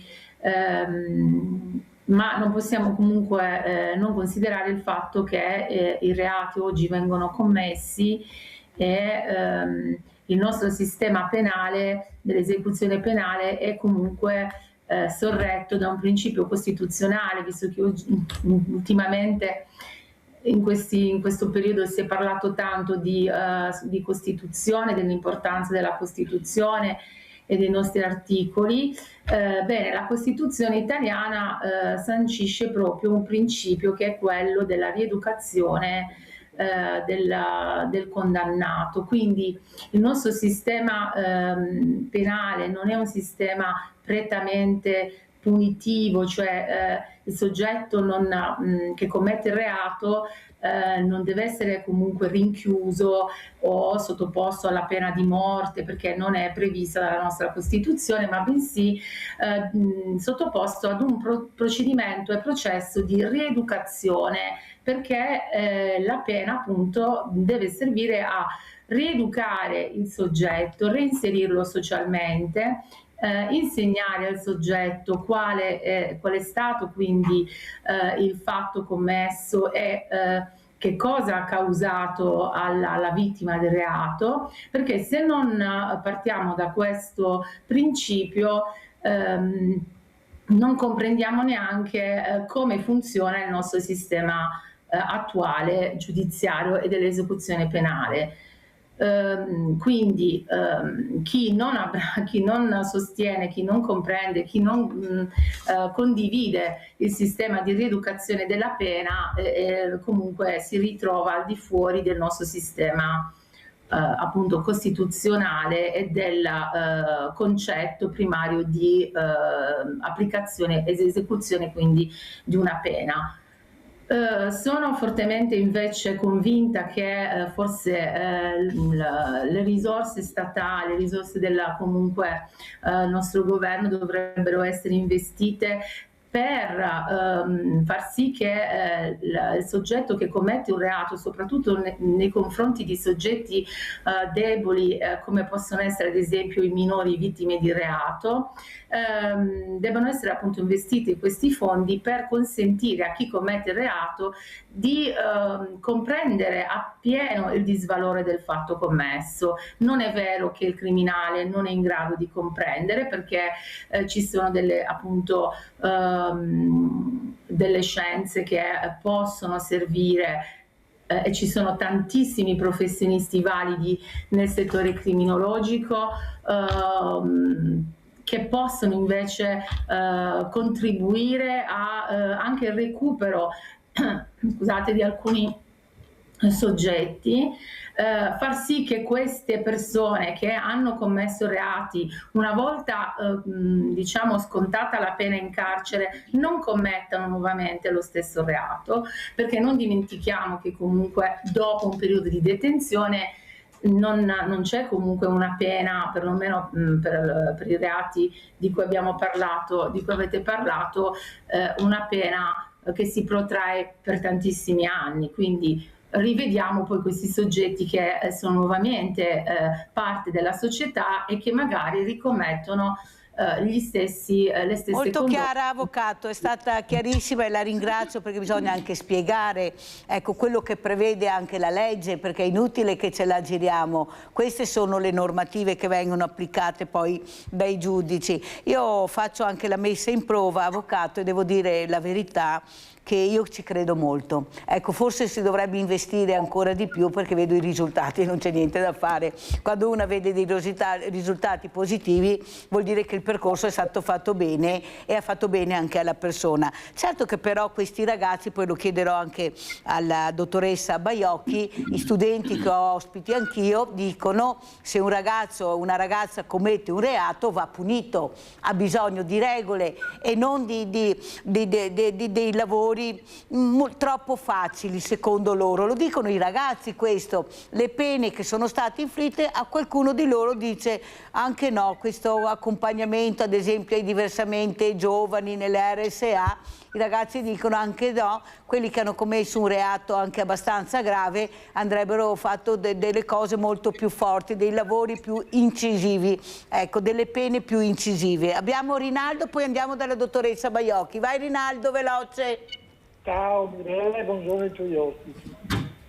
Anche secondo me è giusto dare un aiuto a chi che fa questi sbagli qua, che va in carcere perché ha fatto un reato. Però è anche giusto che la legge non è uguale per tutti. Perché chi che va a rubare un pezzo di pane, un tocco di formaggio, scappa 3 anni e ti può guardarlo sulle cronache. Chi che colpa soppare sommare, o chi che va sulle ville, dai vecchi, dalle persone anziane. Qui sei delinquenti qui. Qui quando che si incappa bisogna che imparemo da come che fa i musulmani. Qui sappa che la gente che vanno a bar, in Italia è man, intanto. E da 4 anni altri, il sappa 2 mesi, 3 mesi, 2 anni, gli avvocati, sì da che, i famigli fuori a tutti, i ladri, se tutti per la strada. Dopo, se è giusto che sia in prigione, che anche a quei poveretti che sbagliare, se è giusto dargli la possibilità che si redima, perché per amor di Dio, si può sbagliare tutti. Però a 6 anni, Mirella, non mi pare che sia giusto uno che fa la strada, scappa una rete, che la marteata e che porta via il portafoglio, magari con 200 euro. Io ciapa, io faccio i mesi. Grazie Rinaldo, fammi andare avanti perché veramente sono degli ospiti importanti, voi avete bisogno anche di ascoltare le persone che sono nel pezzo, che hanno studiato il tema, perché è importante la competenza. Grazie, sai, caro Rinaldo. Allora, dottoressa Baiocchi, rispondiamo anche a quello che ha sentito dall'avvocato Panni, prego. Allora, intanto al telespettatore rispondo che la autorevolezza, termine generico ma contiene una sostanza incredibile, deve essere sia nel microsistema che nel macrosistema, cioè sia nelle persone che della famiglia, soprattutto degli educatori, dei genitori che in qualche modo allevano e quindi condizionano i bimbi, gli danno delle informazioni, quindi devono essere in qualche modo alfabetizzate queste persone, ma anche nel macrosistema, cioè in chi ci governa. Autorevolezza ci vuole, vuol dire che ci vuole sì il miele, tra virgolette, ma anche il bastone, e questo in Italia oggi manca in tantissimi ambiti e questo è un gravissimo problema. Ora ritorniamo alla questione della riabilitazione, che io in qualche modo sono molto dentro questo discorso, ho gestito comunità psichiatriche, sono stata responsabile appunto dell'ambito riabilitativo. Allora dobbiamo capire una cosa, ok? Un sistema civile in definitivo definitiva dà l'opportunità alle persone che scivolano, come un buon genitore, bene? Cioè di pagare la propria, scivolata, il proprio errore e rientrare all'interno della società, essere perdonato e avere altre possibilità. Quindi è giusto in qualche modo riabilitare, cioè rieducare, dare l'opportunità alle persone di poter andare oltre il loro limite, il loro atto. Il punto è questo, che ci vogliono persone in grado di essere persone competenti. Competenti in cosa? Competenti da un lato a riabilitare, a dare l'opportunità alle persone che sono scivolate ma hanno una personalità in qualche modo sociale, una personalità piena di potenzialità, no? Di poter ritornare e seguire la giusta via, diciamo, ok? Ma devono anche essere queste persone che in qualche modo riabilitano, no? Anche capaci di individuare quelle persone che non sono assolutamente in grado di rientrare in società. Ci sono queste persone, ci sono delle persone che devono solo rimanere, uso dei termini facili, senza essere in qualche modo, devono rimanere nel recinto. Ad esempio, per tutte, Angelo Izzo. Ci sono delle persone che hanno un grado di egocentrismo, parlo facile per chi ci ascolta. Egocentrismo vuol dire che sono assolutamente orientato sui miei bisogni, l'altro per me è un oggetto per raggiungere quello che voglio. Se non si è capaci di capire chi ad esempio ha un nucleo di questo genere, in definitiva siamo messi male. Perché? Perché queste persone molto egocentriche, sto parlando facile, attenzione, non termini per i miei colleghi, occhio. Queste persone come Angelo Rizzo sono degli artisti nel cercare di essere, no? Come l'ambiente lo desidera, quindi all'interno di un ambiente carcerario, in definitiva, dove sa che ha gli occhi puntati, dà il massimo di quello che l'altro vuole, si mostra come vogliono, vi spiego, ma dentro la sua, diciamo, anima predatrice è rimasta uguale, finché c'è una scossa elettrica che lo può penalizzare, vanno avanti queste persone come dei gioielli, sono i migliori del sistema carcerario, vi spiego. Poi quando escono, in definitiva, che non c'è più la scossa elettrica, ecco che viene fuori l'anima predatrice. Ferma, non perché adesso personale. Dottoressa, aspetti che sentiamo anche cosa ne pensa l'avvocato Pani, perché lei fa delle affermazioni molto forti, molto importanti. Avvocato Pani. Allora, io devo premettere questo, che anche comunque negli stati nei quali vige, come l'ho detto anche in altre situazioni, forse in un altro intervento che avevo comunque fatto, comunque negli stati, ad esempio negli Stati Uniti, in cui vige la pena di morte, comunque non vi è statisticamente un calo della criminalità su queste condotte. Quindi certo, ritengo i familiari, le vittime, comunque ritenere che poi questi oggetti non saranno più in circolazione, quindi non avranno più a che fare con queste persone, potrebbe essere quindi l'idea anche di applicare una pena incisiva come questa, come appunto la pena di morte, ad esempio, potrebbe anche destare un sollievo, ma in termini di certezza comunque della repressione dei reati non è di certo la maniera più proficua, perché è testato il fatto che comunque le persone continuino a commettere reati. Di conseguenza ritengo che sicuramente debba essere effettuato invece un'educazione sul tessuto sociale ai fini di prevenire comunque le ulteriori condotte criminali da questo punto di vista.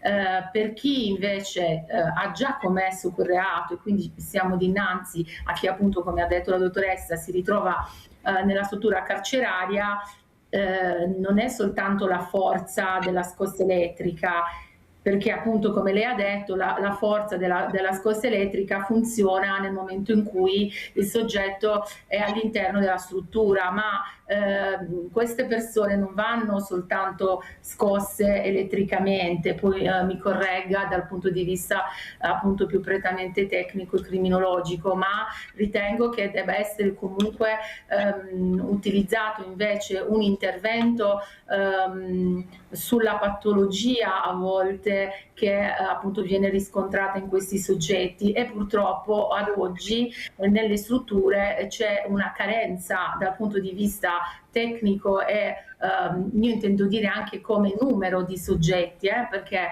a volte i detenuti ricevono l'assistenza o le visite da parte del personale qualificato che invece potrebbe aiutarli a superare determinate patologie in modo abbastanza diciamo ristretto, ad esempio nel mese o 2 mesi, ecco, pochissimi interventi. Però avvocato, mi scusi se la interrompo, ma volevo chiederlo anche alla dottoressa Baiocchi, ma la parola prevenzione, cioè prevenire prima che avvenga il reato, cercare di includere anche nel mondo del volontariato, nel mondo dello sport queste persone, perché scusatemi, ma io ne vedo pochissime di inserite. Nel mondo dello sport io ho presidenti di associazioni che dicono noi non veniamo mai interpellati e sì, potremo accogliere anche gratuitamente queste persone per dei percorsi. Cioè io vedo tante parole, tanta buona volontà, però progetti anche portati a chi di dovere che non vengono presi in considerazione. Allora perché dobbiamo parlare sempre del dopo e mai del prima, dottoressa Baiocchi, di prevenire quando vediamo che questa pianticella sta prendendo una via sbagliata? Eppure hanno il nemico dietro l'angolo, la droga, e il gioco d'azzardo, addirittura anche a casa, questi genitori che non sanno neppure cosa fanno i loro figli anche se sono seduti accanto a loro nella poltrona. Ecco, fare prevenzione prima che avvenga il reato, prego. Allora, prima di tutto, per evitare equivoci, sono d'accordo con quello che ha detto il nostro avvocato, ma non vorrei essere stata ravvisata. Io non sono per la pena di morte, ci siamo? Assolutamente, ok? Io sono per uno Stato che rieduca e riabilita, ma rieducazione e riabilitazione vuol dire anche essere competenti e capire chi può essere riabilitato fino a un certo punto. Mi spiego? Comportamentale. Persone come Angelo Izzo, in definitiva. Spieghiamo chi è, perché magari a casa non lo sanno, dottoressa. Chi è Angelo Izzo? Angelo Izzo è... Ah, ok, Angelo Izzo è il criminale del Circeo che poi è stato rilasciato dopo anni di buona condotta in carcere, era il gioiello tra i detenuti, è uscito perché appunto il buon comportamento ha portato a dire si è riabilitato, perché chi lo ha analizzato era incompetente, in poche parole, parliamo facile, attenzione, e quando è uscito ha ucciso donne e minori. Mi spiego? È ritornato esattamente a fare quello che... Quindi quando parlo di scossa elettrica, occhio, bene, rieducazione ha bisogno di autorevolezza. Autorevolezza vuol dire anche saper usare la scossa elettrica quando il personaggio, il minore o la persona se lo merita, mi spiego?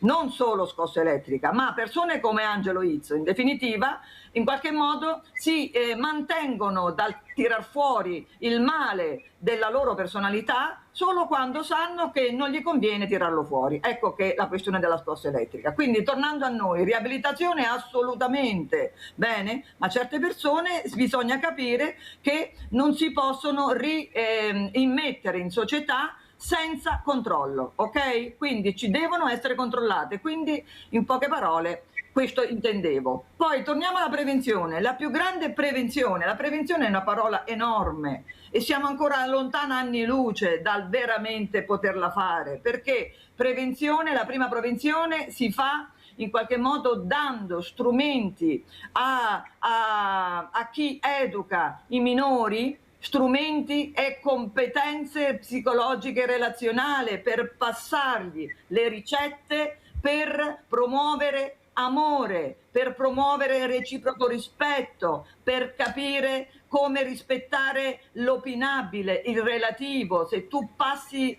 in poche parole, modalità dicotomiche, in definitiva, dove il più forte in qualche modo ha ragione e quindi ha diritto di sovrastare il più debole, perché questa in sintesi è il filo rosso di tutte le mentalità oggi, della gran parte delle mentalità di chi educa i nostri bimbi, e quindi li educa a una relazione dicotomica dove non c'è il rispetto del diverso. Sto parlando a slogan, perché il discorso è enorme, ma è una grande verità questa. La prima prevenzione si fa educando chi educa i bimbi, perché quando gli hai inserito mappe tossiche, poi queste, per sradicarle una volta che sono adulti è un compito difficilissimo. Si possono raddrizzare solamente quelle mentalità che prevalentemente hanno avuto una educazione sana, ok? Quindi in qualche modo le mentalità flessibili, ma le mentalità che sono state educate con diciamo mappe molto tossiche non le rieduchi, le smussi. Avvocato Pani, come commenta le parole della dottoressa Baiocchi? Ma allora, io ribadisco, infatti anche la dottoressa comunque ha utilizzato, diciamo, il termine di incompetenza nel appunto poi valutare i soggetti che vengono rimessi in circolazione e che magari poi ricommettono appunto lo stesso reato.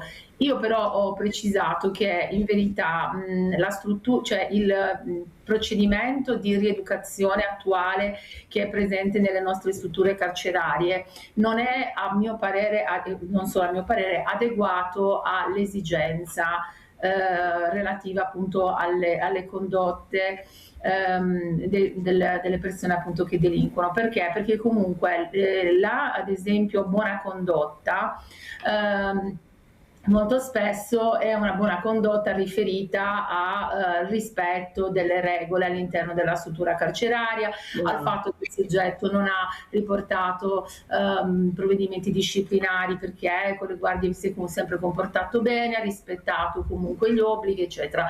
Ma in verità questi soggetti hanno necessità di un supporto differente, di un supporto che deve essere comunque curativo, preventivo, in cui appunto dovrebbero essere assunti professionisti pagati appunto dal nostro Stato che possano intervenire affinché questi soggetti poi vengano valutati con degli interventi continui, non un intervento una volta al mese in cui c'è un colloquio e si parla col soggetto, ma un intervento mirato a risolvere quella problematica che molto spesso è appunto relativa a problematiche cliniche, e risolverla. E se non c'è una risoluzione, anche se vi è la buona condotta perché il soggetto ha rispettato le regole carcerarie, non può rimettersi in società, e questo è il punto dolente. Senta, avvocato Pani, ma cos'è quello che vede lei? Voi che siete al di qua della barricata, che cercate anche di capire, dando anche, come dice lei, dell'assistenza, perché queste persone vanno anche assistite, cos'è che vede? Perché mi sembra che parole, come dicevo anche prima con i miei ospiti, tante, ecco, il faremo con lo zio Remo, ma poi progetti veramente mirati, importanti, dove si investe, io ne vedo veramente pochi, ma veramente pochi, rispetto alla richiesta di aiuto che c'è. Prego, avvocato. Sì, io credo ci sia comunque fondamentalmente un disinteresse di fondo e appunto parlare nel merito di progetti che poi in verità non vengono attuati, anche perché è un dato di fatto che chi esce comunque poi dalla struttura carceraria non ha un inserimento sociale, perché comunque i progetti poi non vengono, diciamo, proseguiti, i soggetti sono abbandonati, si ritrovano da soli, quando cercano di reinserirsi perché magari vogliono lavorare, c'è un pregiudizio comunque di fondo perché il soggetto aveva comunque un percorso precedente carcerario, quindi non c'è neanche la possibilità di un reinserimento. Quello che manca per me è un'attenzione veritiera, profonda al problema, e quindi anche non affrontare quali sono le criticità del nostro sistema, perché vi è una criticità. Quindi in verità l'appello dovrebbe essere rivolto alle istituzioni che per prime investono e possono comunque offrire un cambiamento alla nostra società, in questo caso sia per quanto riguarda la rieducazione dei soggetti che già hanno commesso reati e quindi si trovano dentro le strutture carcerarie, ma anche chi effettivamente ancora non ha commesso reati, ma appunto si richiede comunque un progetto di prevenzione. Molto chiara, avvocato. Devo correre perché purtroppo il tempo è tiranno, devo andare anche dalla dottoressa Baiocchi, perché dottoressa noi siamo bravi, come si dice sempre, a mettere le etichette. Uno esce dal carcere, indipendentemente che non lo conosce, è già un delinquente. Ecco, noi le etichette le mettiamo subito. Uno spaccia una bustina e diventa uno spacciatore. Noi per mettere le etichette siamo bravissimi, per capire invece il soggetto meno. E invece dobbiamo tutti fare anche un salto di qualità, un salto culturale, capire veramente chi, come dice lei, può essere reintegrato, perché dobbiamo anche capire, e chi invece non riesce proprio a capire che il percorso è un altro che dovrebbe fare. Però le etichette siamo facili a mettere, queste persone la sentono l'etichetta, la vivono, il lavoro negato, perché se sei stato in carcere automaticamente, ecco, si fa fatica anche, ci vuole un supporto delle istituzioni per trovare lavoro e dignità. Prego. Certo. Purtroppo il fatto di discriminare le persone, no, è uno dei frutti dell'analfabetismo psicologico, cioè del fatto che ancora oggi nel 2026 funzioniamo con mappe mentali nell'ambito della relazione, no, con mappe mentali tossiche. Si discrimina. Che vuol dire discriminare? La discriminazione vuol dire che si parte dal fatto che si crede che ci sia un modo giusto di comportarsi. Bene? Quando trovo qualcosa che diverge dal modo giusto di comportarsi, in poche parole lo considero quindi sbagliato. Se questo è il giusto, io lo considero sbagliato. Cioè, in poche parole, quando non si viene educati a capire che non esiste un modo giusto, una verità, un modello normale, tra virgolette, ma esistono tanti modelli e bisogna capire all'interno delle persone di questa diversità, no? Dare spazio al buono che hanno e non catalogare le persone per la parte deludente che in qualche modo tutti abbiamo. Invece noi discriminiamo. Ora, il punto di fondo è che purtroppo in questa società siamo veramente molto indietro dall'avere competenze nell'ambito di come ci si districa e si controlla il mondo interiore. Nel macrosistema, cioè a livelli alti, con i grandi genitori che sono le persone che in qualche modo ci governano e ci guidano, ok? Ma anche e soprattutto nel microsistema, cioè all'interno delle famiglie. Guardi, un esempio, intanto mi complimento con l'avvocato, che sono assolutamente d'accordo con quello che ha detto, in definitiva, ok? Che all'interno del macrosistema, ad esempio, dei carceri, no? Si confonde la buona condotta, no, con la persona riabilitata. Bene, ecco, questo dipende dal fatto che chi in qualche modo sta all'interno, in definitiva, non ha gli strumenti adeguati per capire che al di là del comportamento all'interno di quel circuito, no? La personalità della persona, in definitiva, forse non è ancora adeguata per funzionare fuori. Bene. La fermo un secondo, dottoressa, perché abbiamo Giulia da Venezia, se no mi cade la linea. Bene, vai Giulia. Siamo Giulia. Giulia? Pronto? Due care ospiti che hai là. Allora Mirella, io volevo fare gli auguri di buona Pasqua a tutte la famiglia di Rete Veneta, a tutti quelli che sentiamo, i nostri, tutti quelli che chiamano e poi ai tuoi aiutanti che hai là nella grande famiglia, come si chiamano? I volontari. E Mirella, sperando proprio che sia una buona Santa Pasqua per tutti, perché quello che stiamo vivendo purtroppo ci dà molto da pensare, Mirella, che il mondo sia messo così.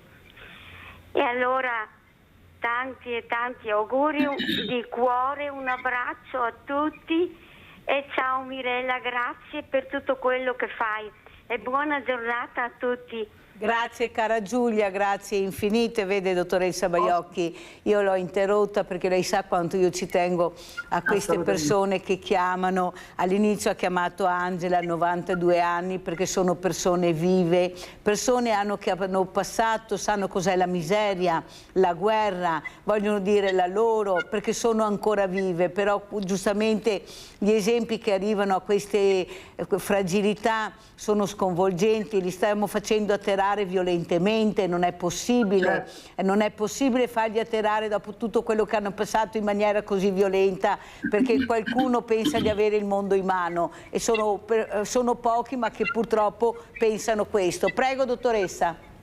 Sì, no, ma il tuo ruolo, Mirella, nella solitudine delle persone è un ruolo fondamentale, È una goccia che in qualche modo apre sempre la speranza, quindi tanto di applauso a quello che fai. Volevo dire una cosa, quindi tu lo sai che io punto sempre su rendere consapevoli che ancora nell'ambito della psiche siamo ignoranti, ok? Analfabetismo psicologico, e questo bisogna capirlo, perché anche quando è vero che bisogna fare progetti, mi spiego, ed è giusto, bene, il fatto è che i progetti vengono anche fatti. Ad esempio, facciamo un esempio nel microsociale, quindi nell'ambito delle famiglie, delle scuole, ok? Allora, ad esempio, nelle scuole c'è un grande problema di questi ragazzi che in qualche modo non stanno attenti alle lezioni, che fanno delinquenza, bullismo, hanno problemi dell'attenzione, e quindi ci sono tanti progetti per cercare di aiutarli, individuarli. Allora, ti dico una falla di questi progetti, bene? Io sono psicoterapeuta intanto, non solo criminologa, l'importante è questo, quindi nel mio studio in qualche modo spesso e volentieri mi segnalano, mi portano dei minori che hanno problemi di comportamento ed emotività, mi spiego? Allora, tu devi sapere che nella gran parte delle problematiche dei minori, quindi anche degli alunni, bene, il problema fondamentale è lo stile educativo che hanno all'interno delle famiglie. Quindi dovrebbero essere i genitori che si mettono in discussione, bene? Ma tu devi sapere che ogni volta che metto in luce questo e cerco di andare alla radice del problema e quindi chiamare i genitori per mettersi in discussione e per capire lo stile educativo che stanno passando a questo minore, che quindi si comporta coerentemente con le mappe che loro gli danno, allora i genitori in qualche modo si rifiutano di mettersi in discussione. Mi spiego? E si medicalizza il minore. Senta, dottoressa Baiocchi, lo sa che devo correre perché siamo quasi in chiusura, ma della famiglia nel bosco cosa ne pensa lei? Allora, nella famiglia nel bosco diciamo che dal mio punto di vista credo che non conosco il caso nei particolari e quindi quindi si possono dire tante cose, ma una cosa è certa: prima di allontanare dei figli da una famiglia, ok? Perché il figlio ha diritto di essere amato e di amare il genitore che gli è capitato, non c'è un genitore di serie A e uno di serie B, mi spiego? Bisogna lavorare per aiutare quei genitori, quella famiglia a in qualche modo essere più consapevoli e bravi nel gestire il loro ruolo genitoriale. Mi spiego? Invece noi viviamo in un sistema che molto facilmente individua nel genitore un'anomalia, lo discrimina, non è un bravo genitore, mi spiego? E tolgono i figli e li portano in comunità ad ingrassare chi le purtroppo è stato messo in luce da Bibbiano e tutta quanta la schiera che ne è seguita, ad ingrassare chi gestisce queste comunità. Ferma dottoressa, sentiamo l'avvocato anche Pani su questo tema molto importante che ha diviso l'Italia e non solo l'Italia. Prego, avvocato Pani. Allora sì, sono d'accordissimo su questo, su quanto ha detto poc'anzi la dottoressa Baiocchi, perché comunque non c'è innanzitutto un'educazione anche sui supporti psicologici, sull'importanza comunque anche del supporto stesso. Non solo ultimamente, con questi ultimi anni, nelle scuole abbiamo la figura appunto dello psicologo che aiuta insomma i ragazzi ad affrontare alcune problematiche. Con fatica le stesse a volte famiglie riescono ad affrontare la criticità anche delle dinamiche genitoriali.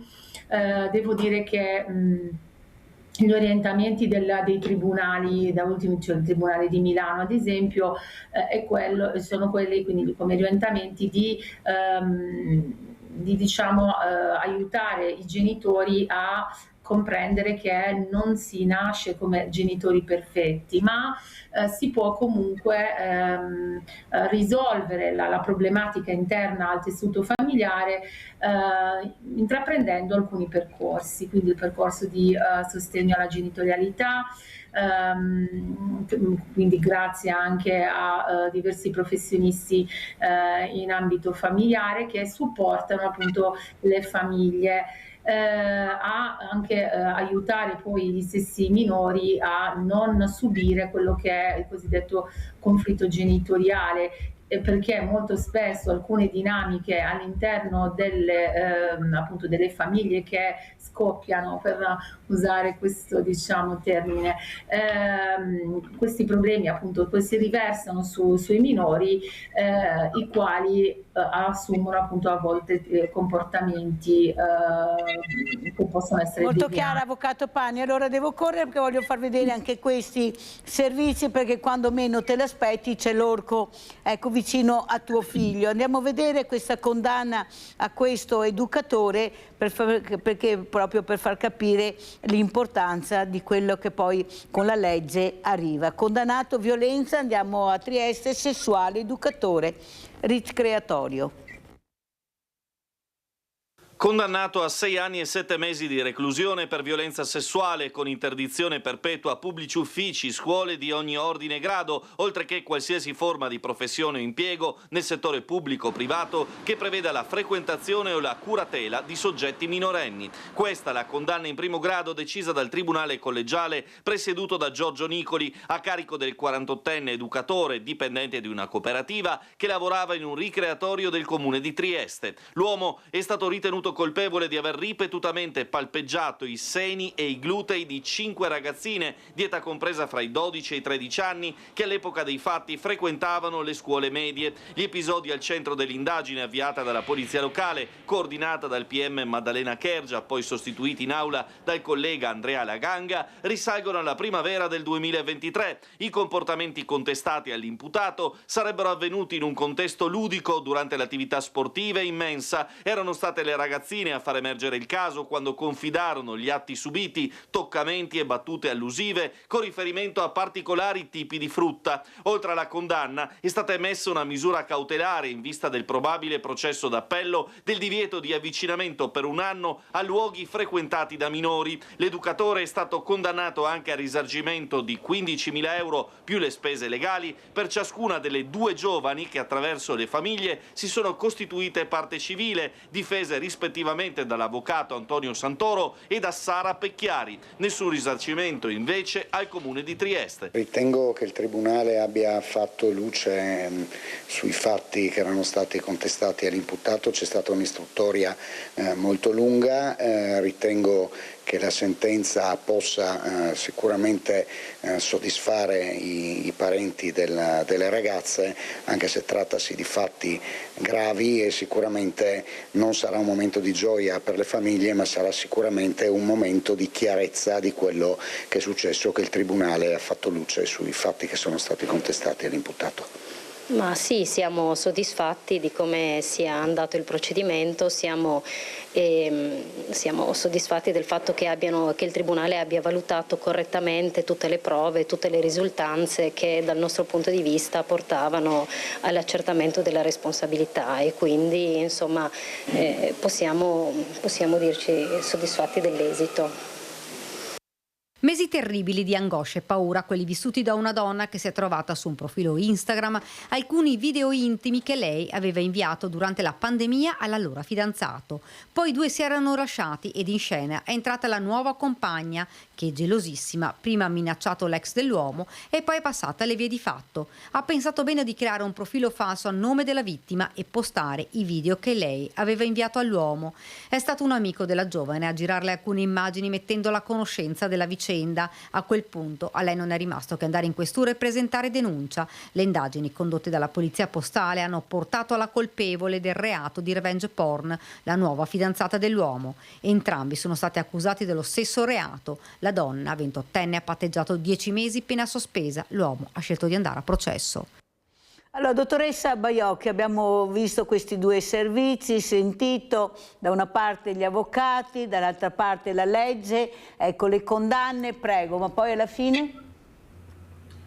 Beh, se permetti, l'ultimo video che hai mandato per me mi manda a nozze. È un esempio, cara Mirella, di quello che sto professando da tempo, cioè che la violenza non ha sesso e che la violenza non la fanno solo gli uomini verso le donne, bene, ma la fanno anche gli uomini verso gli uomini, e la fanno le donne verso gli uomini e le donne verso altre donne. Mi spiego? Quindi finché non ci liberiamo, ad esempio, di questa mappa tossica che fa parte appunto del sistema dell'analfabetismo psicologico, che ci porta fuori strada nel ideare dei progetti di prevenzione per la violenza, ci porta fuori strada, finché non ci liberiamo di questa enorme mappa tossica non andiamo da nessuna parte. Perché? Perché le iniziative, ad esempio, per prevenire la violenza, e quindi questo si lega a tutto il nostro discorso di questa puntata, le iniziative per prevenire la violenza vengono in qualche modo ideate in modo fallato, perché la gran parte delle iniziative anche nelle scuole, e non solo diciamo sociali, sono tutte indirizzate a disinnescare la violenza maschile, e questa è una grande sciocchezza. Dobbiamo disinnescare la violenza della persona, ma finché ci puntiamo sul maschio e la donna la consideriamo santa e capace di violenza solo come reazione a una violenza subita, sciocchezza enorme, ok? Esiste, ma non è la generalità. Noi non usciamo e non possiamo fare prevenzione salda. Molto chiara. Allora adesso andiamo a vedere un altro servizio, poi salutiamo anche gli ospiti, andiamo a vedere condanne per un revenge porn content creator friulano e poi lo commentiamo.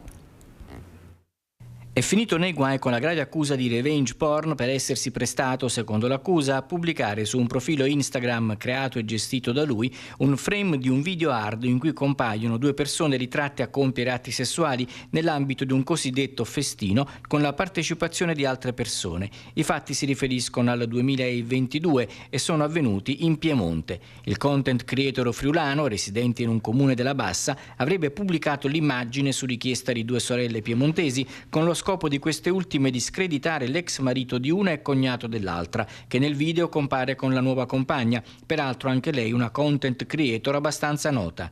Il video, che era già finito integrale su 2 siti di contenuti a luci rosse, era diventato virale in quanto il content creator friulano, in una diretta sul profilo Instagram in cui compariva con il volto coperto da una maschera, aveva fatto i nomi dei partecipanti al festino, oltre che pubblicare il frame del video. Il friulano di 48 anni e le due sorelle di 59 e 56 sono stati trascinati in tribunale ed oggi sono comparsi davanti al giudice del Tribunale di Udine Roberto Pecide. Al termine della requisitoria, il pubblico ministero Maria Caterina Pace aveva chiesto la pena di 3 anni a testa di reclusione. Il giudice ha ridotto a 2 anni la pena detentiva più 9.000 euro di multa. Le parti offese si sono costituite parte civile. Nell'arringa di uno dei due avvocati delle parti civili nel descrivere il modus operandi del content creator friulano si è fatto riferimento come termine di paragone a quello di un famoso personaggio noto per la diffusione di gossip su personaggi famosi. Tra la documentazione prodotta di scambio di messaggi fra i tre imputati è comparso anche il nome di un famoso cantautore italiano con cui la donna presunta vittima di revenge porn avrebbe avuto una relazione.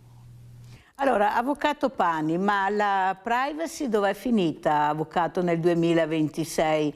E soprattutto questi esempi che arrivano ai minori, questi minori che l'età che hanno li portano a usare sempre di più con questi strumenti che sono veramente delle armi vere. Prego, avvocato Pani.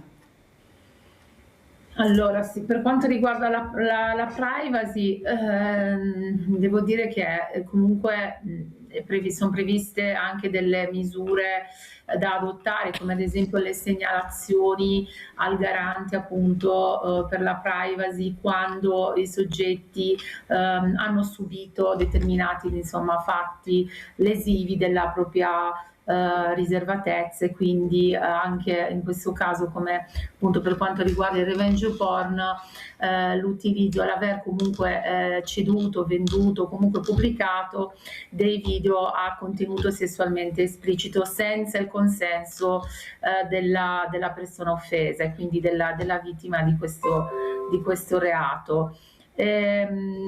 Sicuramente l'attenzione ai minori deve essere comunque in primo piano, soprattutto da parte dei familiari, dei genitori, i quali possono comunque anche gestire, se ritengono comunque di dover consegnare uno strumento, comunque un dispositivo, quindi uno strumento informatico ai minori, devono attivare quelle che sono le protezioni e i controlli per l'utilizzo di questi dispositivi, al fine di tutelare quindi i minori da incursioni, quindi da condotte di adescamento da parte di adulti che molto spesso utilizzano ad esempio falsi nomi, nickname, al fine di adescare i minori in Avvocato rete. Pani, cosa ne pensa della proposta di legge che ha fatto il nuovo governatore del Veneto, Alberto Stefani, di proibire i social ai minori di 14 anni?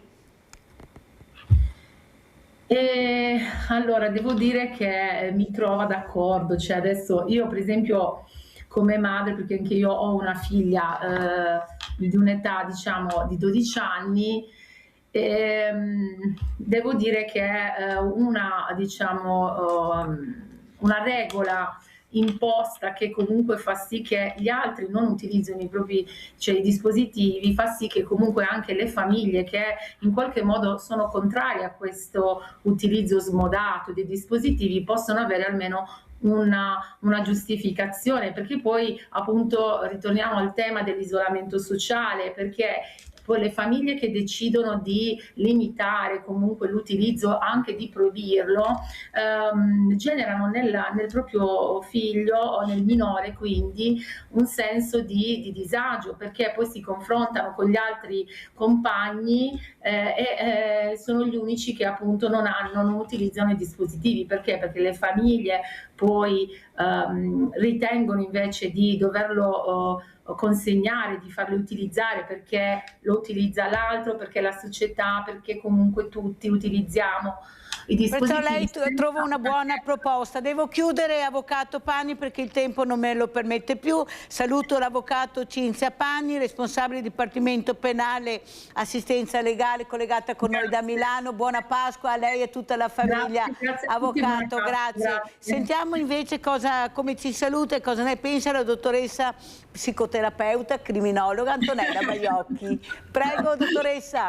Grazie cara, sei fantastica. Intanto saluto e mi congratulo con l'avvocato Pani. Sono anch'io d'accordo che bisogna mettere sulla legge che deve vietare, punto, perché quando in qualche modo entrare nei social non riesci a governarli, a capire dove vanno i propri figlioli, mi spiego, perché è una pampa sconfinata dove loro possono in qualche modo andare, in definitiva allora non ce li fai andare, punto. Bene, in attesa di renderli fruibili qualitativamente anche per i minori. E saluto dicendo a te e a tutti i tuoi telespettatori buona Pasqua e occhio, la serenità prevalente la si conquista con la padronanza del mondo interiore. Grazie anche a lei, dottoressa, buona Pasqua, veramente di cuore da tutta questa grande famiglia. Grazie anche all'avvocato Cinzia Pani. Pubblicità.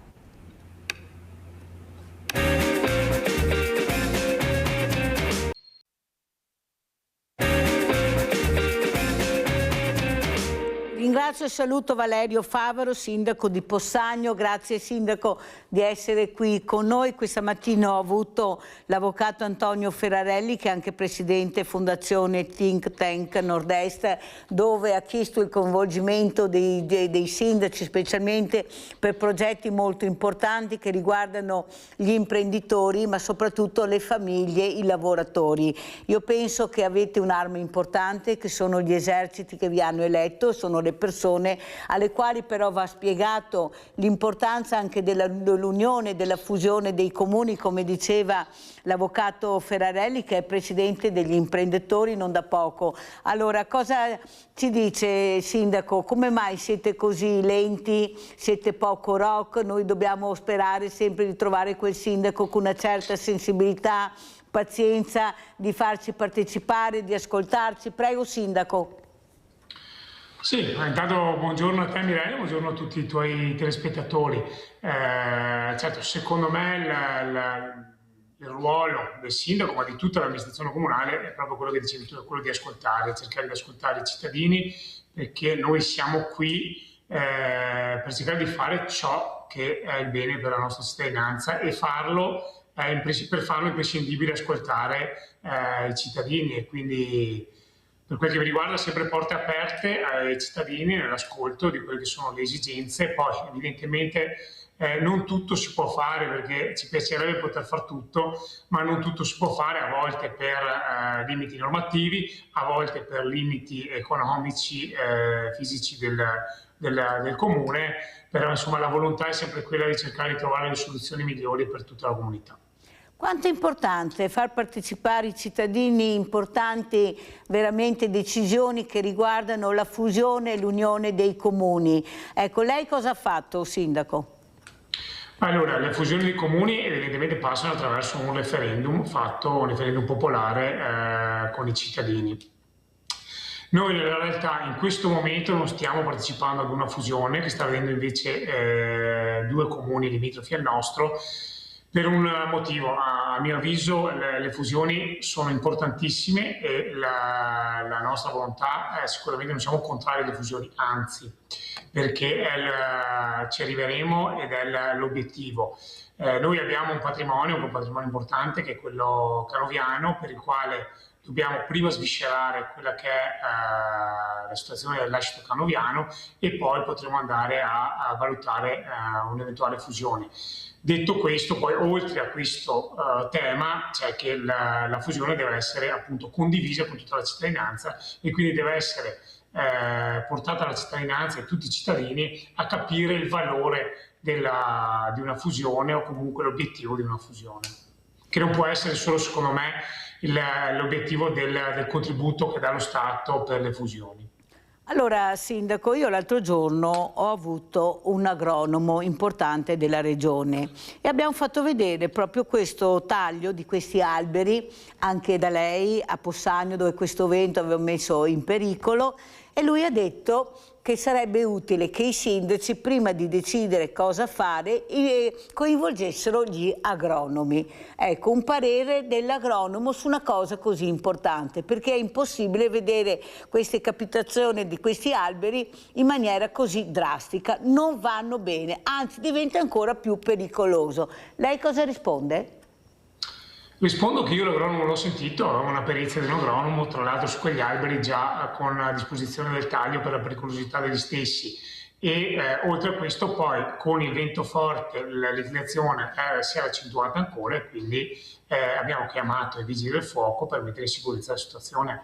Quindi io adesso bene tutto, accetto tutte le critiche che ci stanno, doverose, ma quando si parla di sicurezza delle persone e tra l'altro quegli alberi potevano addirittura cadere sul museo canoviano, ho chiamato i vigili del fuoco, ho fatto mettere in sicurezza l'area e penso di aver fatto la cosa giusta per la cittadinanza. Infatti quello che è emerso adesso che lei dice è che lei ha sentito anche un agronomo che non l'avevamo sentito appunto dal servizio, abbiamo parlato solo di vigili del fuoco, invece giustamente lei sta cercando di far capire invece che bisogna fare squadra con le persone competenti, ognuno nel suo ruolo, però ognuno con la sua competenza, perché è questa che ha bisogno il Paese, di competenza. Sindaco, è una competenza che ci è dovuta visto che paghiamo le tasse ed è una competenza che dobbiamo assolutamente avere, basta vedere ieri cosa è successo su questo paese molto fragile.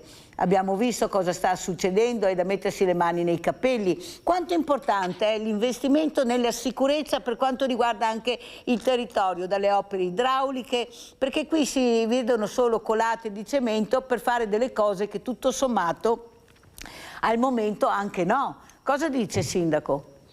Sì, io per dire adesso, dopo l'esperienza appunto di questa problematica con gli alberi in piazza, stiamo predisponendo appunto una valutazione di tutta una serie, ne avevamo già una, adesso ne facciamo una più ampia, di valutazione su tutte quelle che sono le alberature, che sono quelle soprattutto prospicienti magari ad aree pubbliche, per capire appunto lo stato di salute delle piante, per capire se ci sono pericolosità. Questo fatto evidentemente con tutte le valutazioni del caso fatte appunto da un agronomo, e quindi questo è fondamentale. Per quel che riguarda poi la tutela dal punto di vista alluvionale o comunque dei corsi d'acqua, noi praticamente ogni anno facciamo un incontro con Veneto Agricoltura, con il Genio Civile, con il Consorzio, per capire quali sono gli interventi da programmare negli alvei dei nostri torrenti da fare ogni anno. Ne abbiamo terminato, ne ha terminato uno Veneto Agricoltura proprio anche il mese scorso.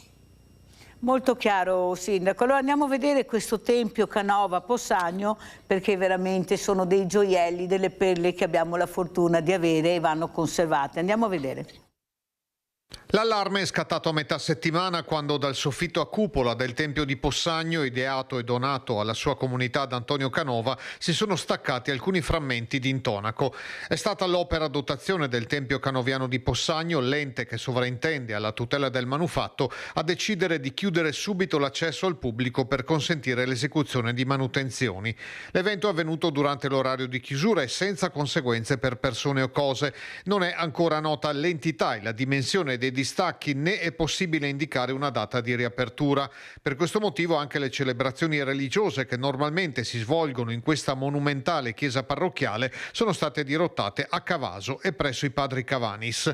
Nei prossimi giorni, fanno sapere le autorità, saranno avviate indagini approfondite col supporto di professionisti e restauratori qualificati. L'area interessata dalla caduta è stata subito messa in sicurezza. Il divieto di ingresso è stato deciso come misura cautelativa per consentire tutte le verifiche tecniche necessarie. Il tempio, strettamente legato anche per le visite dei turisti alla vicina casa natale di Canova con la gipsoteca, potrà essere ammirato per un po' solo dall'esterno. Allora, Sindaco, perché non si parla, cioè si parla poco di prevenzione? È possibile che queste grandi meraviglie che ci hanno lasciato, che sono la nostra forza, la forza del territorio, veramente i turisti amano, veramente hanno le piantine per venirci a visitare e vedere queste meraviglie. Come mai si fa così poca prevenzione prima che succeda? Perché sono delle opere veramente imponenti, importanti. Prego, Sindaco. Allora, diciamo che qui è l'opera del Tempio, che è una fondazione autonoma, che è proprietaria del Tempio, che ha predisposto appunto la chiusura del Tempio per garantire la sicurezza di chi vi entra, e quindi da questo punto di vista ovviamente la sicurezza di chi ci entra è fondamentale. Dopodiché è evidente che vanno fatte, appunto, il Tempio ha 200 anni, quindi ha bisogno probabilmente di alcune manutenzioni, cosa che stanno facendo, stanno portando avanti appunto quella che è la messa in sicurezza e la manutenzione di questa area. Ci sono dei distacchi probabilmente per l'umidità che si forma all'interno del Tempio, dei distacchi di intonaco. in un'area abbastanza circoscritta da quello che mi hanno spiegato. Questo appunto andrà messo in sicurezza. Adesso so che per il giorno di Pasquetta, che è un giorno particolare per Possagno, che vede tantissime persone venire a Possagno, soprattutto se il bel tempo lo permette, come sembrerà fosse per il giorno di Pasquetta, so che l'Opera del Tempio ha deciso di aprire quantomeno i portoni centrali e di poter far affacciare i visitatori al Tempio. Nel frattempo, ripeto, da ciò che mi dicono, entro fine mese dovrebbero riuscire a mettere in sicurezza l'area e quindi poter riaprire poi il Tempio per poter continuare con tutte quelle operazioni di restauro e di sistemazione del Tempio, facendo anche una verifica di tutto il resto. Vede Sindaco, parlo in generale naturalmente, non di sicuro mi rivolgo a lei, però noi ci muoviamo sempre dopo, mai prima. Prima deve avvenire l'incidente mortale e allora dopo si cerca di porre rimedio. Non è il caso, visto quello che sta succedendo, è vero che sono caduti dei pezzi di intonico, ma pensiamo se magari questo pezzo cadeva in testa a qualcuno, è andata anche bene, devo dire, perché non sai mai cosa si può succedere. Ecco, l'importanza della prevenzione per quanto riguarda le nostre opere d'arte che abbiamo, mi sa che se ne fa veramente poca, oppure è tutto chiuso perché non si trovano mai le risorse per investire. Visto la richiesta che abbiamo e si spera che con queste guerre terminino e che anche i turisti ritornino a visitarci, perché veramente siamo un paese meraviglioso che tutti ci invidiano, non è il caso di iniziare a fare veramente prevenzioni dalle opere idrauliche, tutto quello che comporta la sicurezza del territorio? Prego. Sì, certo, è fondamentale, la prevenzione è evidentemente fondamentale, è quello di cui parlavamo prima, e poi la sicurezza, e farlo prima, nel senso che anche sul taglio delle piante di cui si è parlato prima, ovviamente se attendiamo che cada giù la pianta magari il danno l'abbiamo già fatto, ma sulle opere idrauliche, ed è evidente quello che si accennava prima, appunto facciamo un monitoraggio anno per anno con gli enti preposti per la manutenzione. Sulle opere d'arte è un problema più ampio, nel senso che le risorse sono ingenti e importanti, quelle che servono, non sempre ci sono e quindi rischiano di dover far chiudere gli ambienti, cosa che dall'altro lato abbiamo fatto invece in maniera importante in museo. Abbiamo fatto un primo restauro con circa 600.000 euro, 700.000 euro nel 2017 nella prima campata della Lazzari, abbiamo concluso con 1 milione di euro l'anno scorso la seconda e la terza campata dal punto di vista sismico, quindi la messa in sicurezza totale degli ambienti. Stiamo intervenendo grazie a un intervento della sovrintendenza nella scarpa sempre del museo, e siamo intervenuti nel 2022 nella casa natale. Quindi insomma la prevenzione e il restauro, la cura di ciò che il Canova ci ha lasciato ce l'abbiamo molto molto molto a cuore e ci lavoriamo quotidianamente. Allora andiamo a vedere, adesso vi porto a Vicenza, andiamo a sentire cosa ha detto il Vescovo su questo disagio giovanile, che ne sa qualcosa anche il Sindaco di Possagno, perché purtroppo questo disagio ormai si manifesta in quasi tutti i paesi e città. Andiamo a sentire. Certamente in questo momento dove tocchiamo con mano il disagio di tanti adolescenti e giovani, da un lato Sammy Basso resta un po' un riferimento, appunto perché ha fatto della condizione di limite una possibilità di vita per sé e anche per gli altri in modo speciale. Le parole del Vescovo di Vicenza Giuliano Brugnotto nel suo messaggio per la Pasqua non ha trascurato i temi di stretta attualità, rivolgendosi in modo particolare ai giovani, alle loro fragilità e ai disagi giovanili, anche alla luce degli episodi di cronaca recenti registrati nel Vicentino, di cui l'invito alla società a farsi carico offrendo esempi virtuosi e testimonianze credibili. Di fronte a tutte queste situazioni di violenza che sono in capo ad alcuni anche giovanissimi o ragazzi addirittura, noi dobbiamo in qualche modo reagire attraverso un processo educativo che offra esattamente il contrario di ciò che la violenza impone nei confronti degli altri, e il contrario è la gentilezza, il farci carico delle ferite degli altri, in modo particolare di questi ragazzi. Con le nuove generazioni abbiamo bisogno di offrire piuttosto delle testimonianze credibili, e non è che il mondo in senso ampio ce ne offra tantissime, piuttosto vanno ritrovate in quelle relazioni più vicine, perché spesso ci sono genitori che offrono la propria vita e affrontano anche tante difficoltà per far crescere i propri figli, e queste testimonianze credibili sono la vera opportunità anche per i nostri ragazzi, i nostri giovani. Allora, sentiamo come commenta il sindaco queste parole importanti del vescovo, l'ascolto, la comprensione, ma anche il rispetto delle regole, dei valori. Prego, sindaco. Certo, è fondamentale. Ascoltavo prima gli interventi dei tuoi ospiti ed è vero che oggi puntiamo più a curare l'effetto che non la causa, e quindi cerchiamo di andare a medicalizzare in buona sostanza i ragazzi, quando probabilmente la causa non sono i ragazzi, ma è l'educazione che questi ragazzi ricevono a casa, o comunque l'esempio che ricevono a casa, perché i ragazzi non imparano da parole, imparano da esempi, e quindi se a casa hanno un esempio distorto, evidentemente purtroppo poi riportano anche nella loro vita quell'esempio distorto. Quindi è fondamentale, secondo me, tornare un passo indietro, come sentivo appunto detto prima dai tuoi ospiti, nell'andare a educare, probabilmente fare un'educazione ai genitori prima che ai figli, ovviamente anche ai figli, ma prima ai genitori. Sul tema della gentilezza sfonda una porta aperta, nel senso che noi abbiamo fatto anche dei percorsi di educazione alla gentilezza all'interno delle scuole, proprio per far capire ai ragazzi che essere gentili, essere propensi ad aiutare il prossimo è una cosa fondamentale, la cosa più bella, la cosa che arricchisce di più e che dà più a chi dà che a chi riceve. Molto chiaro. Allora adesso vi porto, visto che abbiamo parlato di dolcezza, andiamo a Padova, andiamo a vedere Dolce Vita in pediatria a Pasqua.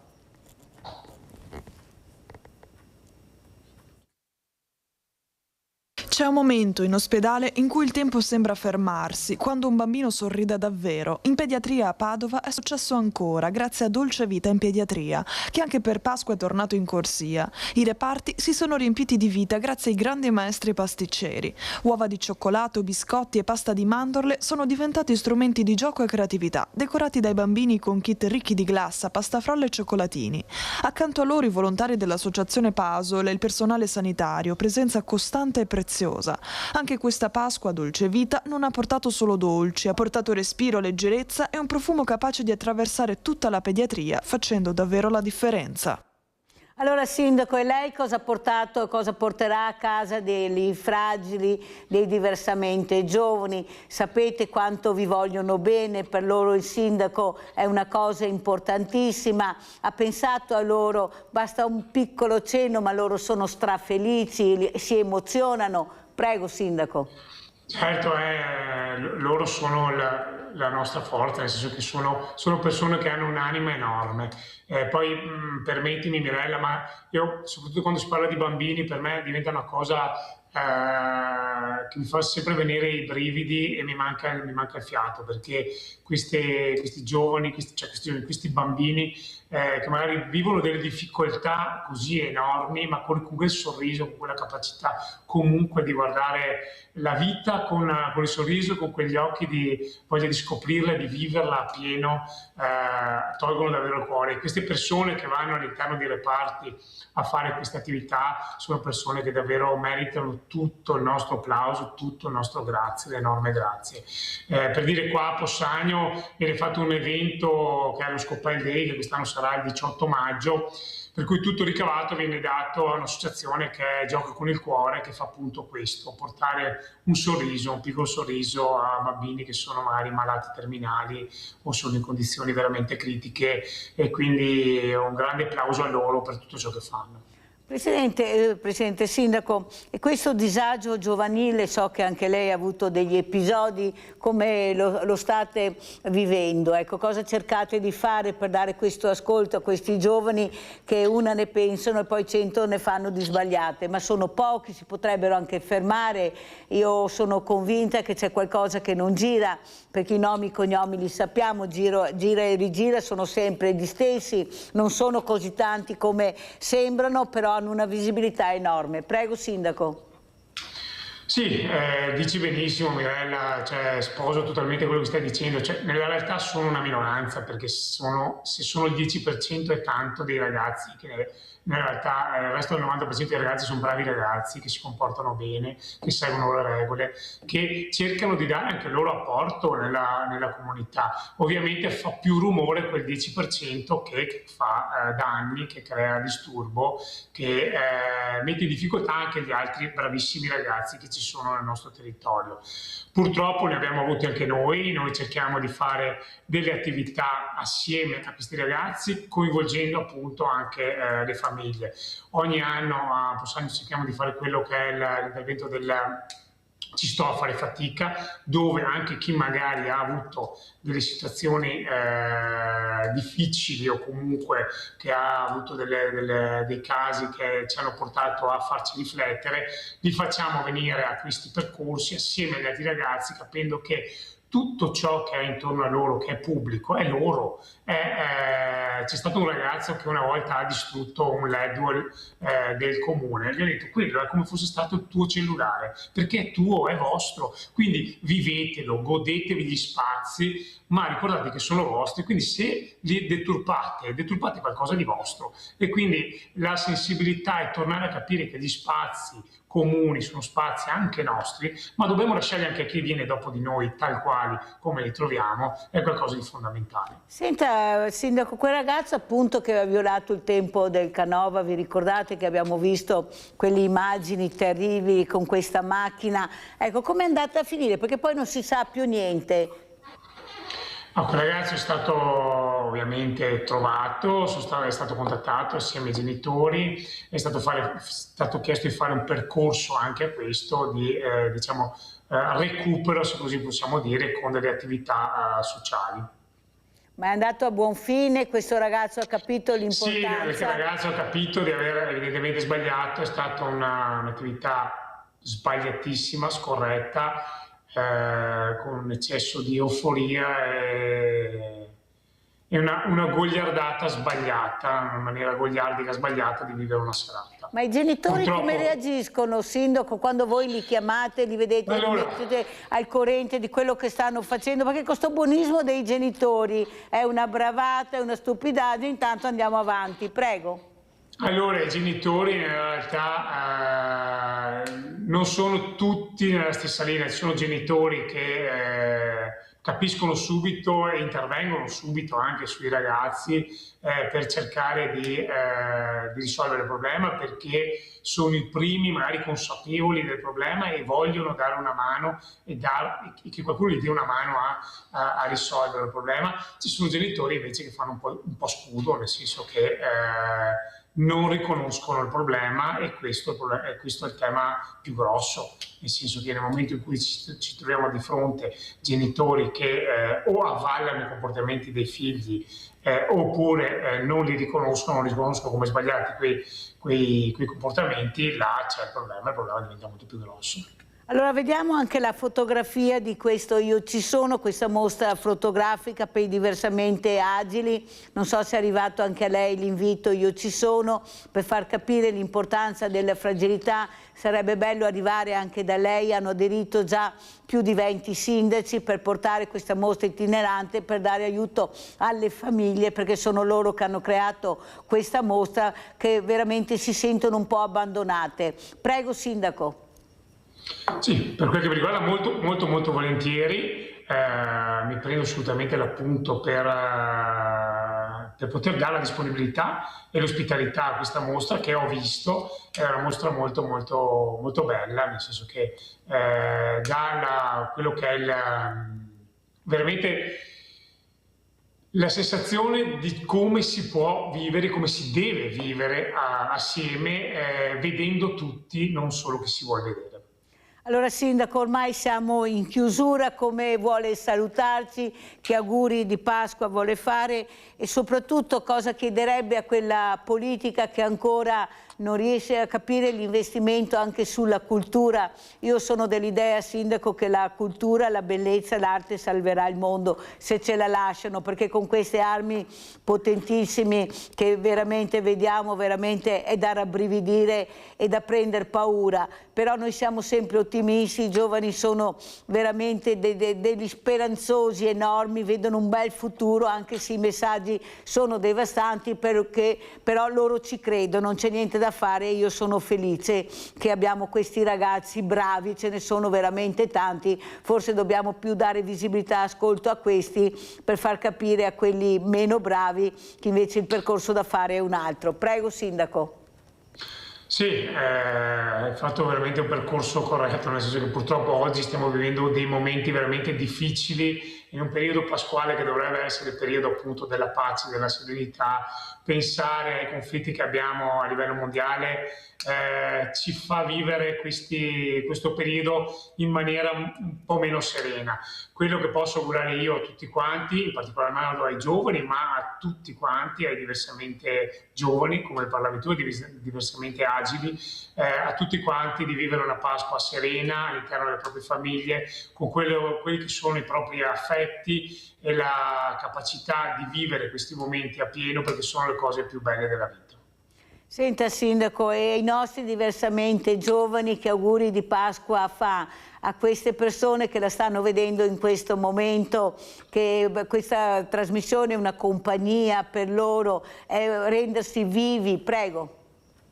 Diversamente giovani, ovviamente faccio l'augurio di continuare ad essere il nostro riferimento, perché sono il nostro faro. Loro sono quelli che ci hanno insegnato e ci insegnano giorno dopo giorno come si deve vivere, perché la serenità, l'esperienza, la capacità che hanno loro di interpretare la vita e i momenti non ce l'ha nessuno, e quindi dobbiamo solo imparare da loro.